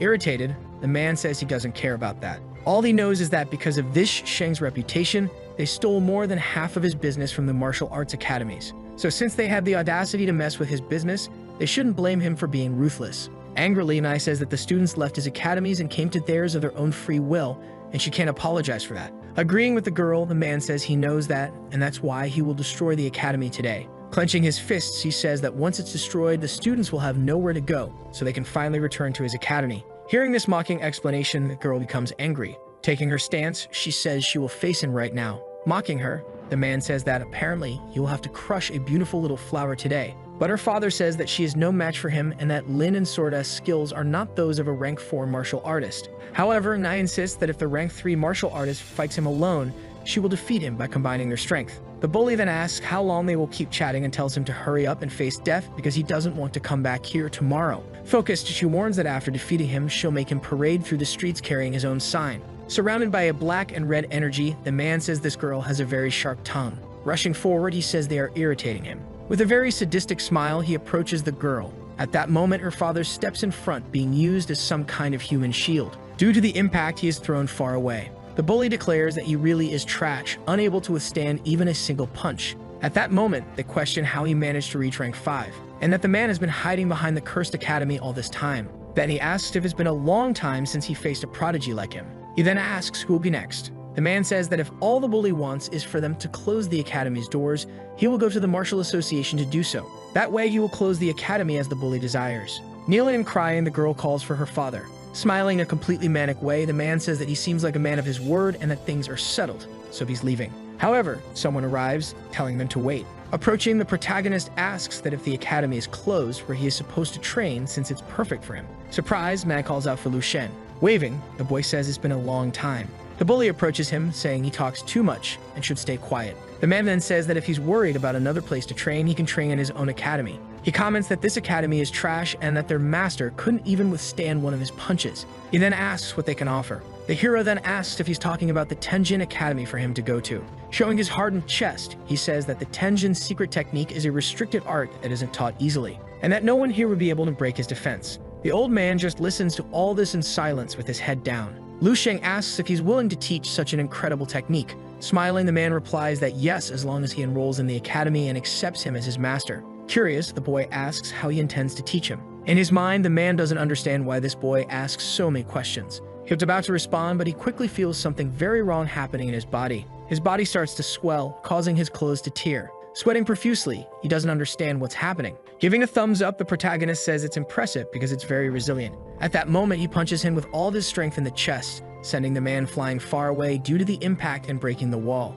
He ends up passing through the entire concrete wall. Watching this deplorable scene, the hero asks if he wasn't going to teach and how he plans to do it now while on his knees. Alvarez is in complete shock because the bully ended up losing. His subordinates tell him to hurry up and not be impressed, as they need to help their master. Nai runs to her father to see how he is. At that moment, the hero extends his hand to her, asking if she's okay. Embarrassed, the girl responds that she is. The boy comments that they shouldn't close the academy because otherwise it will be difficult for him to find another one so close to his house. Grateful, the man explains that he won't close it, and if he ever needs anything, he just needs to call. Smiling, the hero says that he doesn't need anything because all of this happened because of him, and that he only helped this time, but next time they will have to protect it with their own power. After saying this, the hero begins to leave. The man remarks that he must be sick, being at least a rank 5 driver to be capable of defeating that bully. Nervous, the girl explains that 3 months ago, Shen was only at rank 2. Sometime later at the hero's house, his mother welcomes him, asking why he was so late. Replying, the boy says that he saw a group of people like those in a drama and a weak girl, so he gave him a little help. This leaves the woman in shock, asking if he got into a fight. She begins to ask if he's hurt, and the father intervenes, saying that her son is officially a martial artist and should be fine. He explains that being a martial artist means helping those in need and defending the weak, being a true man. The sister approaches, asking what was in the meat he sent to them, because it made their father improve significantly after eating it, and her vitality also increased to 1.1. Then she asks if he stole it from the training camp. Pulling her cheek, he questions who she thinks her brother is and says that she doesn't need to worry because he earned everything fair and square. With a big bowl of rice, she asks if the training was difficult and says that he shouldn't push himself too hard because the most important thing is for him to stay safe and sound. Laughing, the man says she really doesn't know anything because he feels that passion buried deep in his heart all the time, and that he will truly become an incredible person, and that for great things, even if they fail, they will always be there for him. Smiling, the boy says he knows this and understands that for these joyful days to continue, he needs to become stronger so that no one gets hurt. Sometime later in the protagonist's location, an enraged zombie appears near him but is quickly annihilated with a punch. Looking at his hand, he is impressed, saying that now he can defeat a rank 6 martial artist zombie with a single strike. Looking up, he realizes that this must be the operational center of the base, but he becomes nervous remembering the zombie with the overwhelming aura from before. He wonders if he can face it now, but for now, he decides to take a look. However, looking closely, he once again senses the presence of that zombie, which leaps from the base, heading toward him and breaking the ground with force. The boy barely manages to dodge, but then he recognizes who is in front of him. It's the zombie with the overwhelming aura from before. He realizes that not even a rank 6 martial artist could combat this monster and that it is at the level of a martial master. He understands that it has absorbed many battle remnants and is always driven by this destructive urge, but now he can quell these impulses using his crystal reserve technique. However, he doesn't want to lose the courage to face this foe. Somewhat apprehensive, he declares that they will fight now, charging at the monster using wind breathing. He delivers a kick with the stellar impact 6 times, but after delivering the blow, he notices something. The monster managed to block it with just the palm of its hand. Seeing this, he quickly retreats. He understands that even though he didn't give it his all, he used the 6th stellar impact along with the movement training buff and still it had no effect. Realizing this, the boy becomes extremely frustrated. So without thinking twice, he charges again using flame breathing with the stellar impact 10 times. The impact is so powerful that it destroys the ground beneath him. But he becomes nervous when he notices that nothing worked. The zombie managed to defend itself using some kind of magical shield. Facing this, he thinks that, as they say, all martial masters possess their own invisible force field, which is so strong that not even bullets can penetrate it. Looking closely, he realizes that this is indeed the force field of a martial master. Nervous, he wonders if the zombie won't go after him and if it has no intention of attacking, only defending. He sighs in relief, saying this isn't good at all, and that he won't be able to defeat it. Sitting on the ground, he realizes that while his attacks hit that layer, its power must be reduced to 99%. He then thanks God for this martial master zombie not seeing him as a worthy opponent, as it only defends passively without counterattacking. He finally understands the difference between rank 6 and 7, and the power level of each rank is extremely distinct. He realizes that he cannot cause any damage to it and wonders what he should do now. With a sharp gaze, he thinks there must be a way, and once he defeats it, he'll gain access to the memories of a martial master, motivating him. Shortly after, he charges again, delivering several consecutive punches to its shield. Deeply frustrated with the situation, he throws a punch strong enough to push it far away. However, upon closer inspection, he notices it had no effect. But by doing this exercise, he understands that the force field isn't completely invincible and that it weakens slightly, even if it was almost insignificant. He realizes that if he can weaken it little by little, he might have a chance, but he'll likely need to attack millions of times to break through this shield. If it weren't for the fact that he's using his natural dispersion technique to recover, a martial artist like Dribble 3 would already be exhausted by now. He then wonders what he should do, retreat and return when he's stronger. Even though his psychic power has reached rank 3, one of the options would be a piece of cake. However, he quickly realizes that he still hasn't tried using a psychic trick. He understands that even though he hasn't learned any combat techniques, psychic mentalists always use psychic energy as support, and he almost forgot that he's a rank 3 psychic mentalist, and compared to his martial skill, his psychic power is even more lethal. In a few seconds, he focuses and manages to condense the power, but he understands that he still can't condense his psychic energy as a weapon. So he charges, thinking this should be enough. Using his maximum strength, he tries to use his condensed psychic energy directly on the force shield. He begins to feel some effect, thinking it worked, but it's still not enough. At that moment, he uses his momentum to leap high. Using his maximum psychic power, he condenses everything again. From above, he kicks his condensed power toward the force shield, and upon impact, it causes a crack. With rage in his eyes, he thinks that it's still not enough. He then starts condensing more power in the air. With intense anger, he hurls it with all of his strength toward the shield. It's a series of condensed powers layered like multiple crystals. Little by little, they are causing the shield to crack.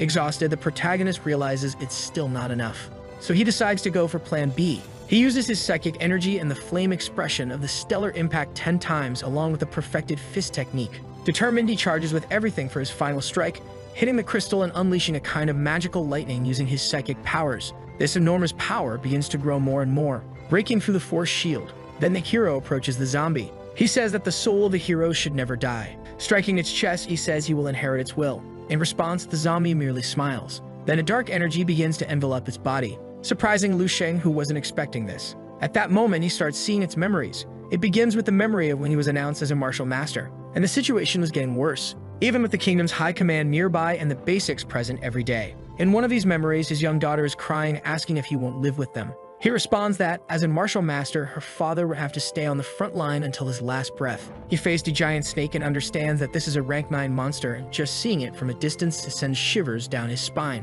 One of the people notices that it's an Eastern malignant compass, and that Master Wang Ying's punch is simply incredible, being humanity's only hope. They are happy because the old man managed to defeat the monster and learn a new martial art from Master Wang Ying's attack. However, it shows the memory of him lying on the ground, wondering if this is the feeling they have before they die. He heard that the Martial Alliance initiated the Fire Sea Plan and that they concentrated all of humanity's efforts to create an unprecedented level 12 powerhouse. Wondering if there is still hope for humanity, he regrets that he won't be able to witness any of it. After seeing all the memories, the protagonist is in shock. Questioning if this was the life of that martial master, he realizes that the quantity of memories this time was better than before, and that was a magnificent life. This martial artist was called Shi Sheng Ying, a practitioner of fist arts. His fist techniques, epiphanies, and combat experiences are all integrated into the protagonist at this moment. Thus, his martial arts books on fist techniques are advancing at an unprecedented pace. From the initial discernment stage to the advanced discernment stage, and now to the ultimate discernment stage.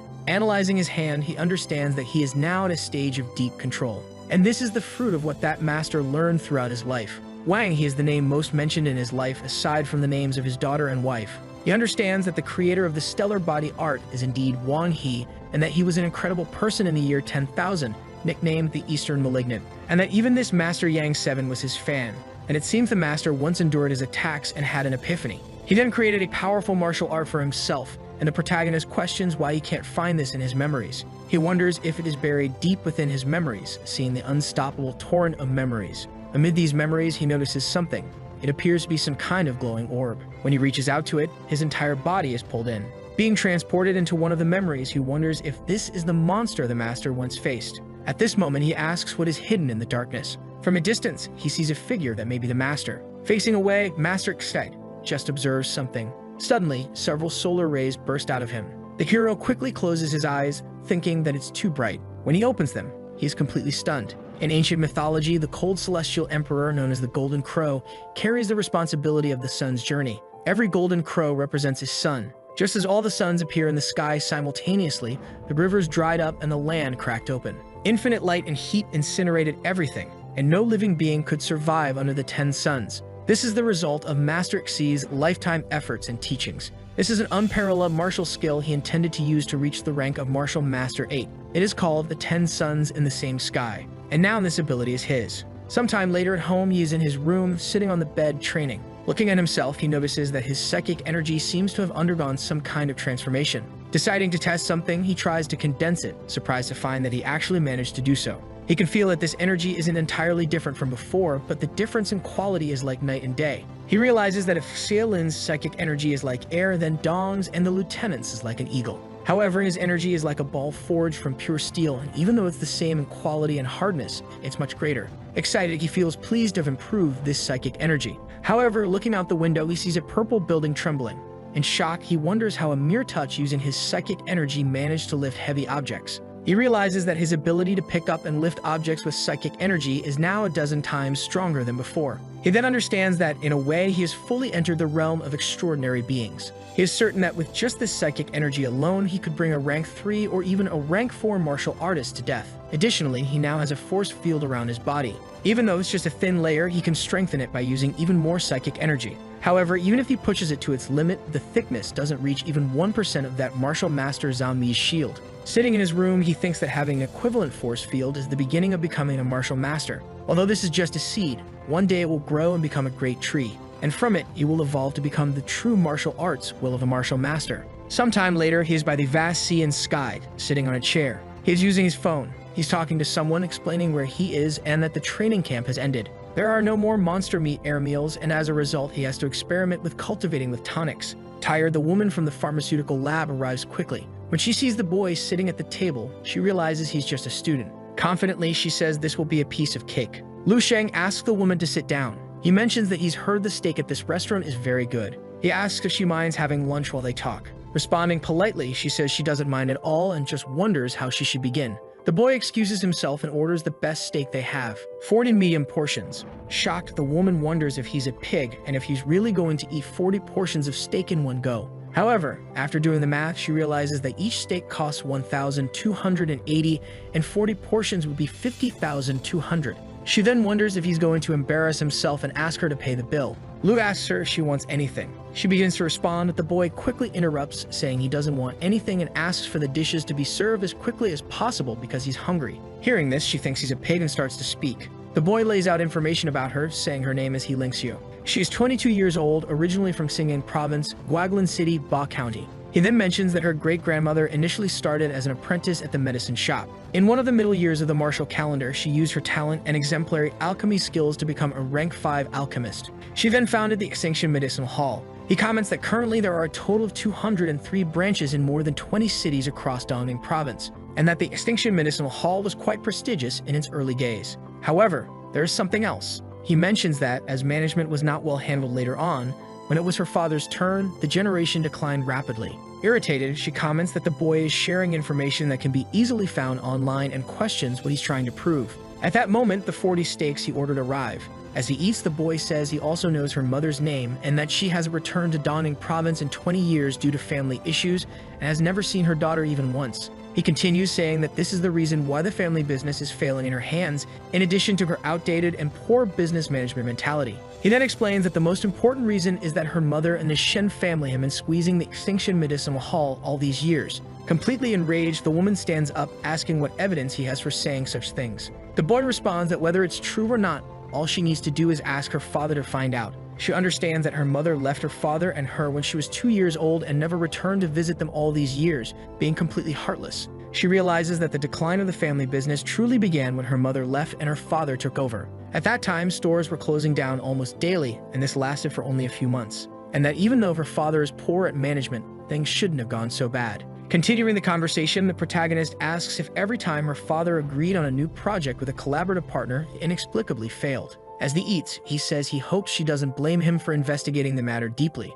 Frustrated, she responds that she will investigate on her own and that they should now discuss their collaboration. The boy says he will be responsible for providing medicinal prescriptions and necessary ingredients, while the medicinal hall will be in charge of production and sales. As for the profits, he says he wants 90%. In shock, she doesn't understand what he means by 90% and asks why he doesn't just say he wants it all. Smiling, the boy says he'd like to do that, but he didn't think she'd agree. She says the most she can offer is 70% for everyone. However, the boy explains that the additional 20% he's asking for is essential, and 10% is to ensure long-term collaboration in the future. The other 10% is a bonus for helping take care of some bothersome issues. She then asks what he means, and he explains that the Shen family has been oppressing her capital for so many years. So the question is whether she doesn't want to do something about it, for example, to retaliate and reclaim everything that is rightfully hers. The girl becomes anxious when she senses some kind of energy near her, and he tells her to look closely, as she should already understand what it means. In shock, she realizes that he is a psychic mentalist. Being an 18-year-old martial artist,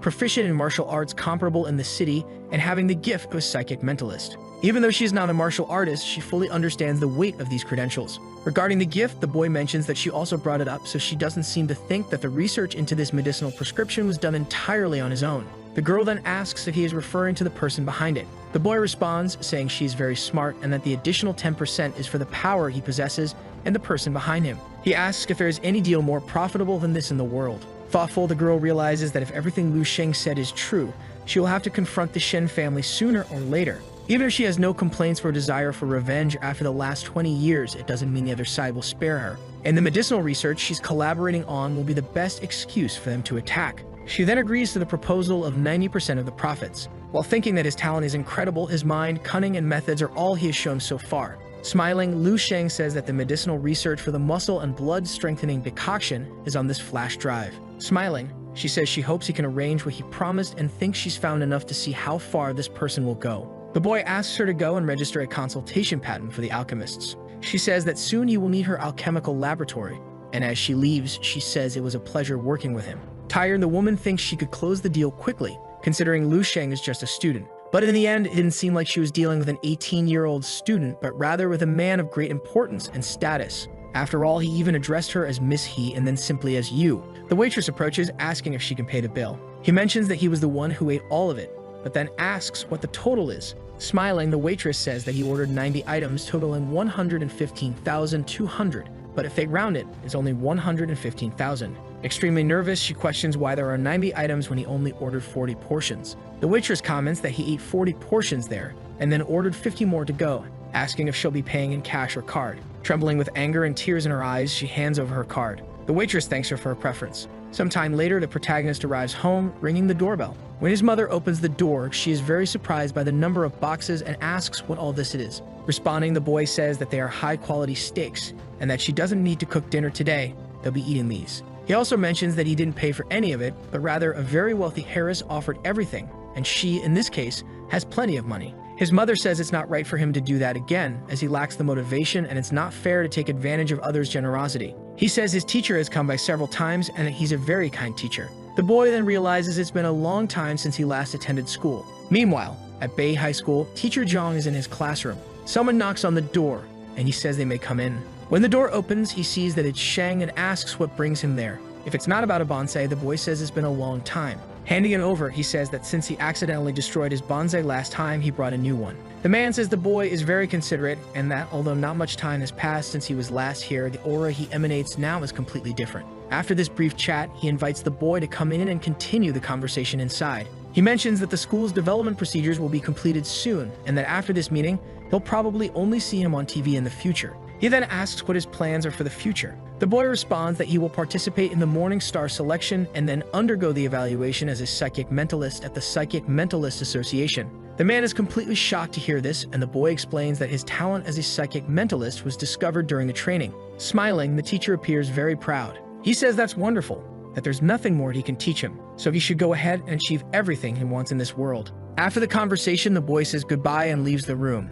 In his mind, the teacher thinks he underestimated him. This boy isn't just the pride of the school and the city, but he will also be the pride of all humanity. Sometime later in class 2 of the 3rd year of high school, the teacher is giving a lesson that appears to be about philosophy, but the classroom noise begins to irritate him. Very upset, he slams the book on the desk, asking everyone to wake up and get back to reality. He tells them not to underestimate the importance of their grades and cultural studies and that these are also important in contributing to their final average. One of the students yawns, wondering when this class will end because it's so boring. Turning to his friend, he speaks to Kim Min, asking if he wants to go to the internet cafe after school. Kim Min responds that he can't, saying they can go ahead without him because he enrolled in a martial arts school and will be attending additional training after school. Surprised, the boy asks what's gotten into him, as it's not like him to put in so much effort, while in the background, the teacher is very irritated with both of them. He questions what they're chattering about so much and asks them to stand up. He says they never stop holding back and keep ignoring everything he's saying. At that moment, Lu Sheng arrives and tells teacher Hong that he's back. Smiling, the teacher says it's been a long time. All the students are incredulous that he has returned to school, and they never thought they would have the chance to see him again. The students start whispering various rumors and theories they heard, like the mayor wanting to arrange a marriage between him and his daughter, among other absurdities. Reacting, teacher Hong welcomes him. The boy says he wanted to come back once more to attend cultural studies classes and asks if he can, to which the teacher agrees. The protagonist walks past everyone, heading toward his desk. Excited, Hong instructs everyone to get started. Very calmly, the boy opens his book. Another student questions if this is really happening, saying his aura is truly incredible, and that he's heard he's a rank 2 martial artist. His old school friend just observes him, thinking that Lu Sheng has truly changed a lot. Sometime later, the bell rings. Exhausted, the teacher closes the book and says the class is dismissed. At this moment, Lu Sheng stands up. All the students look back at him.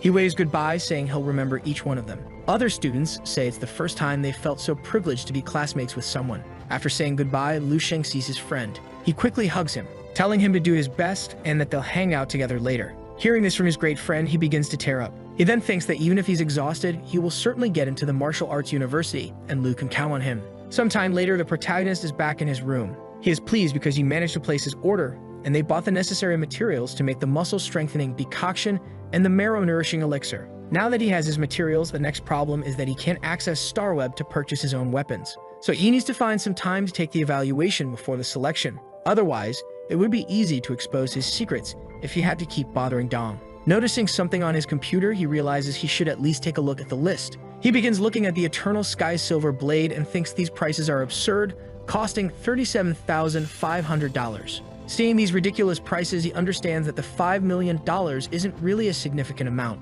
because he will need steel to forge blades, and just the dense steel costs $9,000 per gram, and to make this blade, he would need at least a pound, which would be over $5 million.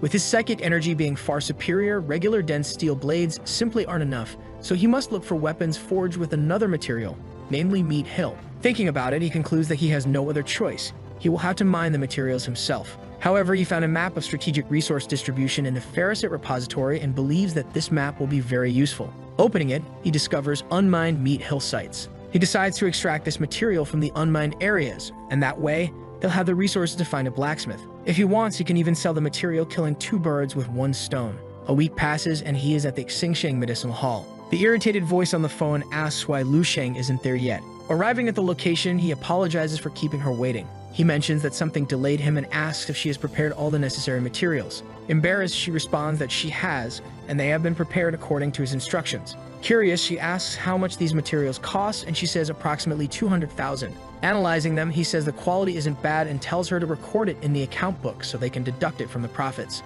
He says he's going to start now and asks if she can leave for a while. Very irritated, she agrees. As she leaves the lab, she comments that the decoction promotion hasn't even started and she hasn't earned a cent, and she's already spent almost $1 million on materials for Mr. Lu. She wonders if he's developing a new medicinal recipe and why he's been coming to the alchemy labs every day this week. Then she questions how many more secrets he's hiding. 3 hours pass and he announces that he's finished. She informs him that she'll be traveling for a few days but assures him not to worry because they already have the necessary capital for the muscle-strengthening decoction. Seeing the woman's irritation, he comments on her temperament. After that, he leaves. Curious, he enters the laboratory. Seeing the vials, she realizes that this is indeed that new, unknown elixir. He has tested this elixir before and knows that it has the ability to directly strengthen bones after consumption. It's similar to a grade 4 or 5 tonic, which costs several million. She thinks about the profits this could generate and that there must be many new types of elixirs in his bag. Her employee arrives saying he did as she asked, but even after monitoring the security cameras, he couldn't see anything.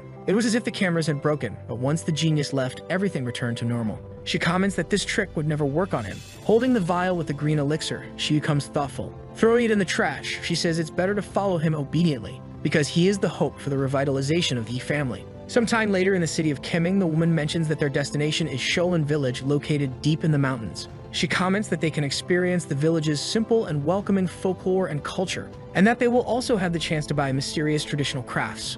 One woman asks if they won't be forced to buy these things, and the other says it's a very remote place. The guide responds that they are a reputable and well-known tourism agency and would never force anyone to buy anything. She mentions that they will stay in an inn in the village with excellent facilities, even including air conditioning and television. In his mind, Lu Sheng thinks that he produced a total of 23 LX-positive marrow elixirs this week, which is enough. Then he remembers the hidden Muto mine and that if he can secure it, he could monopolize it. Suddenly, a yellow ball appears in the aisle of the bus, catching his attention. A child goes to pick it up. Showing the ball, she calls him Big Brother and asks if he wants to play a game. Her mother grabs her daughter, telling her not to disturb others. She apologizes to the boy, who says it's no problem at all. However, upon observing quickly, something catches his attention. He sees an energy emanating from a man with glasses who appears to be a child's father. Smiling, he finds it very interesting because he realizes he isn't the only psychic mentalist on this trip. Inside the bus, a woman is complaining about the heat, saying it feels like hell, and that she must have been crazy to agree to accompany this trip.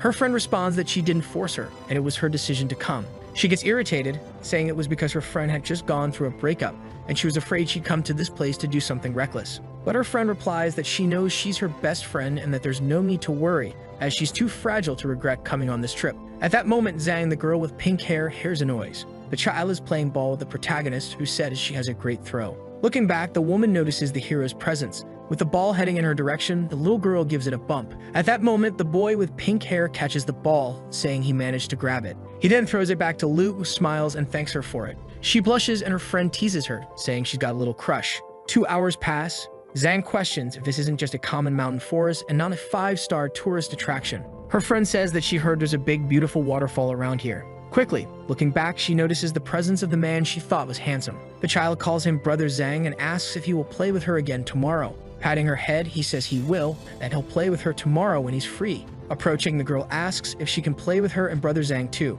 Sticking out her tongue, she says that her older brother Mang is always stealing her ball. The little girl's mother calls her, saying they're entering the village now. As she leaves, the little girl waves goodbye to Brother Zhang. Annoyed, the woman comments that the little girl is irritating and that she didn't want to play with her anyway. Lu says that children tend to speak their minds and she shouldn't take it to heart. Blushing, she says she wouldn't be upset by a child and then asks for its contact information. Quickly, he accepts. They add each other as friends. She gazes at him, looking very enamored, saying that his name is very powerful. Saying goodbye, she tells him they'll see each other around and calls him handsome. Smiling, she says that this trip seemed boring, but it looks like it's going to be interesting and her friend is happy to see her like this. Abruptly, the protagonist's focus shifts as he thinks it's interesting, because there's not only an uncommon rank 2 psychic mentalist on the trip, but also 2 rank 2 martial artists, the 2 friends. However, it seems that this mentalist hasn't discovered his identity and can only detect that he's a martial arts practitioner at most. After forming the will of a martial master, he can now control the intensity of the psychic energy he emanates, and as long as he doesn't release anything, ordinary people cannot identify him, no matter what reasons others have for coming to this mountain. If any of them become an obstacle, he will have to eliminate them without hesitation. Meanwhile, on a road hundreds of kilometers away from the mountain, a man bows to another inside a limousine. The man with purple hair asks if they have found Tang and Maolin. Smiling, he responds that they are in the mountain, and since they brought their wife and daughter with them, they're probably planning to hide there. The man thinks that Tang has some sense, and if he's hiding deep in the mountains, there's not much they can do against him. Still kneeling, he says that they've already sent men to keep an eye on him and assures that they'll find him no matter what. Laughing, he says he just needs to ensure they don't take their eyes off him. They are only rank 4 martial artists and stand no chance against him. As he sips his drink, he reflects that Tang and Maolin cannot blame him for being ruthless, because since they offended him, if he doesn't kill them, everyone will think he's a coward. And if that happens, all sorts of scoundrels will come, thinking they can take advantage. At that moment, he offers his drink to the woman beside him. She begins to open her eyes. Suddenly, a purple ooze starts dripping from her eyes and mouth, completely exiting her and returning to the glass. Smiling, he says that filled with indecent emotions of love, she exudes the youthful aura unique to someone in their 20s. It's so sweet and charming. Looking at one of the photos, he thinks that Tang and Maolin brought their daughter along and that, by the looks of it, he will have another addition to his collection. Sometime later, the couple, along with their daughter, enter their room. She asks her daughter to be careful because the floor is uneven. At that moment, the father activates an ability. There is a supportive psychic energy throughout the room, so powerful that it even extends through the entire building. He then confirms that the room is very clean as nothing has been tampered with. His wife comments that he's being overly cautious, and that no matter how powerful Yu is, he won't be able to reach them here. However, the man says it's better to be safe than sorry, especially since he has her and their daughter with him. Therefore, he needs to be cautious, and they are fleeing for their lives now because Yu is a renowned rank 3 psychic mentalist. He's a narrow-minded person who seeks revenge for any offense. He says they will hide for about a year at his father's house, and maybe after that, they'll be safe, because he and his father are rank 2. The man says that together, they can stop him. The woman mentions that it's been a while since she's seen her father and wonders how his health is. Her father's cultivation is quite strong, and he is also a peak level rank 2 psychic mentalist, and that he might even advance to rank 3 now, being at his peak, so he must be in good health. He concludes by saying that he won't let her or their daughter get hurt. They embrace as the little girl looks out the window. Paying close attention, she starts observing someone. Lu Sheng is outside their room, watching everything. Using his psychic powers, he is scanning the entire area. Observing the people in the nearby regions, he concludes that, aside from the surveillance staff, there's nothing suspicious going on. And since he's not being bothered, he decides to leave them alone. At this moment, he places a blue sphere in his hand. With its help, the refinement speed of the golden immortal body of a martial master has increased significantly. And this way, in less than 2 months, he will likely be able to fully cultivate the first stage of the golden immortal body. This will allow him to generate internal energy and officially join the ranks of level 4 martial artists. Suddenly, the hero receives a message on his phone. In the happy family group, his mother tells him to be careful when he's alone and to remember to dress appropriately for the weather. Seeing this kind of sweet message, he smiles and thinks he's no longer a child. His sister also sends a message saying that Yang Yuan asked her out. She then asks her brother to be honest and asks if they are dating. This question irritates the protagonist, who tells her to focus on her cultivation and not meddle in other people's business. He also tells her to take her tonics every day. After chatting with his family, he puts down his phone. Lying on his bed, he thinks that now he should test the results of his training from the past few days, and that it's not so bad now that he's learned 10 suns in the same sky. With his body shield formed, he confronts the zombies. He can now create a martial master's force field. He can confidently say he's invincible. An explosion erupts in the area. He manages to defeat several zombies at once. Then something catches his attention. Nervous, he senses something inside with an overwhelming aura. Someone wearing knight's boots appears. It's a woman who stares back at him. She is holding a large spear encased in ice. Surprised, he realizes it's a martial master level zombie. However, his vision starts to blur. He quickly notices that she simply vanished. Suddenly, multiple danger alerts begin to blare in front of him. Frightened, he questions this avalanche of danger warnings that are appearing. Looking up, he sees the woman attacking and understands that her strike is a martial master level technique. Her attack slices him in half with extreme ease. Completely terrified, he wakes up feeling intense pain. It feels as though his body is being torn apart. He wonders if this is the sensation of dying in the dream world. Exhausted, he feels relieved that it was just a dream and wasn't real, because otherwise his life would have ended. Reflecting on the battle, he realizes that he used all his psychic energy to block the attack, but it was completely useless. Her attack power was far superior. He thought he was doing well in the dream dimension, and that thanks to his intellect, he can handle those high-level zombies with ease. The dream dimension isn't the perfect paradise, and after the collapse of civilization, only blood and fire can create the true savior in this world. That martial master was very strong, and her combat ability surpasses many of Shi's skills. She might be rank 8. The river of ice could have been the manifestation of her consciousness, and if he could obtain it, it would be unimaginable. If he had acted then with those techniques, he might have been able to withstand her, and now he must try again. Determined, he focuses to try once more. Sometime later, the girl is admiring the protagonist, saying he eats with such enthusiasm and that he's very cute. Her friend snaps her out of it, asking if she's really fallen for Luo Wushang. Zhang responds that she has and questions if it's that obvious to him. Her friend says he's very young and is just a student. She comments that his aptitude for martial arts might not be very good, unlike the girl who is very talented and a rank 2 martial artist. The girl comments that he is only 3 or 4 years younger and that age shouldn't be a problem. She says she came to spend time with her friend and that meeting him was part of God's plan. Her friend then questions how they will manage a relationship and whether she will accept a long-distance love. She mentions that someone who isn't a martial master will earn at most 5,000 to 6,000 per month after graduation, and how will she afford a house and a car? She explains that love isn't just about possibilities but about everyday life, and that over time, couples' contradictions will accumulate, potentially leading to a breakup. Zhang responds that it's not a problem because she's a rank 2 martial artist and can guide him in martial arts, and that if he doesn't have a house or a car, she does. Even if he becomes an ordinary person, she can very well become an ordinary person with him. Looking at him, she says that after all, who said he was ordinary? To her, he is always beautiful and brilliant. Looking at him, she says she believes his future will be far beyond that. Her friend asks if she's gone crazy and if she's going to give up more than a decade of martial arts training for just 1 year of high school. She comments that he's too fragile and doesn't understand what she really sees in him. The girl says her friend is too anxious and that there isn't anything between them yet. She says they will talk after she actually wins him over. However, they had no idea that thanks to Lu Sheng's ability, he heard every word they said. Annoyed, he thinks it's ridiculous. The girl then raises her hand, asking what he means by that word. Smiling, he says it's just a term used to compliment girls for being pretty. After hearing this, she runs away from that place. Pointing at the pink-haired girl, he says these 2 girls are ridiculous. Smiling, he simply agrees, which leaves both of them very confused. The next day, everyone is exhausted. One of the men wonders where that family of 3 went. The woman working asks if they are going to check their room and if they can search for them. The old man comments that the other guy is also missing. Meanwhile, elsewhere, the pink-haired girl notices something. She wonders what's happening now. She is surrounded by several magical pink threads near some spiders. In another place, a man runs to the temple calling for his chief. He says that the mana has returned and it's returned with the entire family. This is the chief of Xian village. The girl runs toward him, calling him grandpa. Suddenly, she rushes to embrace him.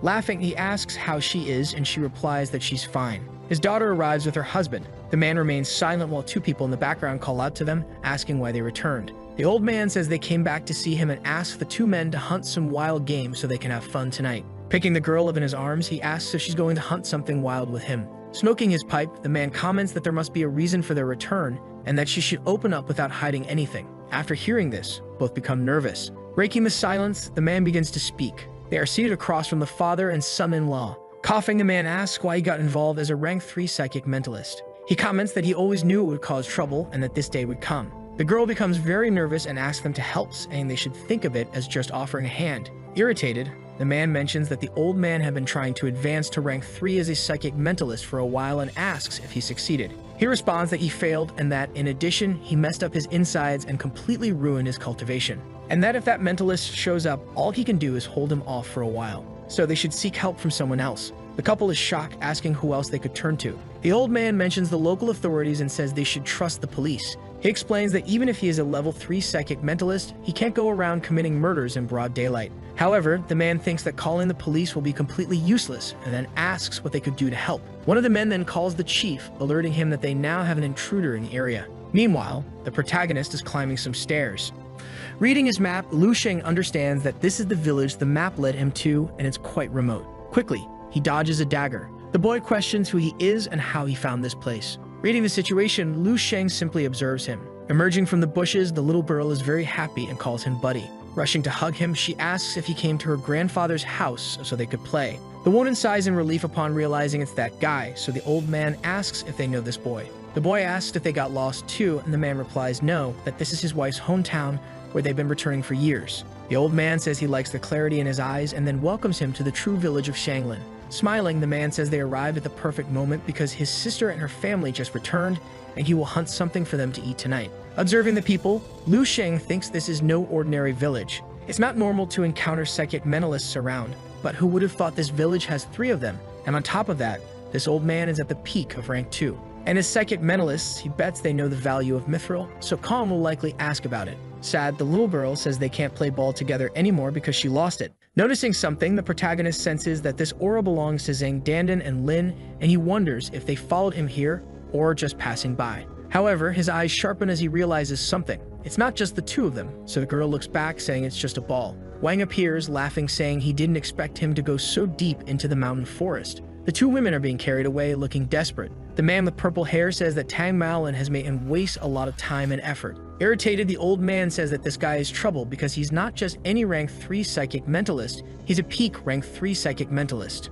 Activating his powers, he tells Maolin to get the girls and the villagers out of there immediately. Then, he engages in the fight. However, the man with purple hair mocks him, questioning if he's trying to launch a sneak attack. He asks if that's all he can do or if he's counting on this old man. With such weak psychic energy, he doesn't even deserve to be called a psychic mentalist. But this time, he'll shatter all his hopes into pieces and give him a taste of true despair. Hearing this, the old man becomes completely enraged, declaring that he will kill him. He begins to conjure some kind of energy, launching an attack that resembles raindrops. Several head toward Yu, who, with his eyes closed, makes a motion to defend, slicing all the objects with just one gesture. Seeing this, the father questions why his dense steel sphere cannon had absolutely no effect. Smiling, the man congratulates him for daring to use a dense steel weapon against him. Starting an attack with his right hand, he says that such ignorance is very arrogant. Seeing this, the little girl begins to call for her mother. The old man and the father become increasingly enraged. The man tells them to go after him and not to involve others. Laughing, the villain says he's stubborn to the end. Then he begins to tighten the ropes around the necks of both the old man and the father. He comments that initially he wanted to kill those 2 girls following him and blame him for it.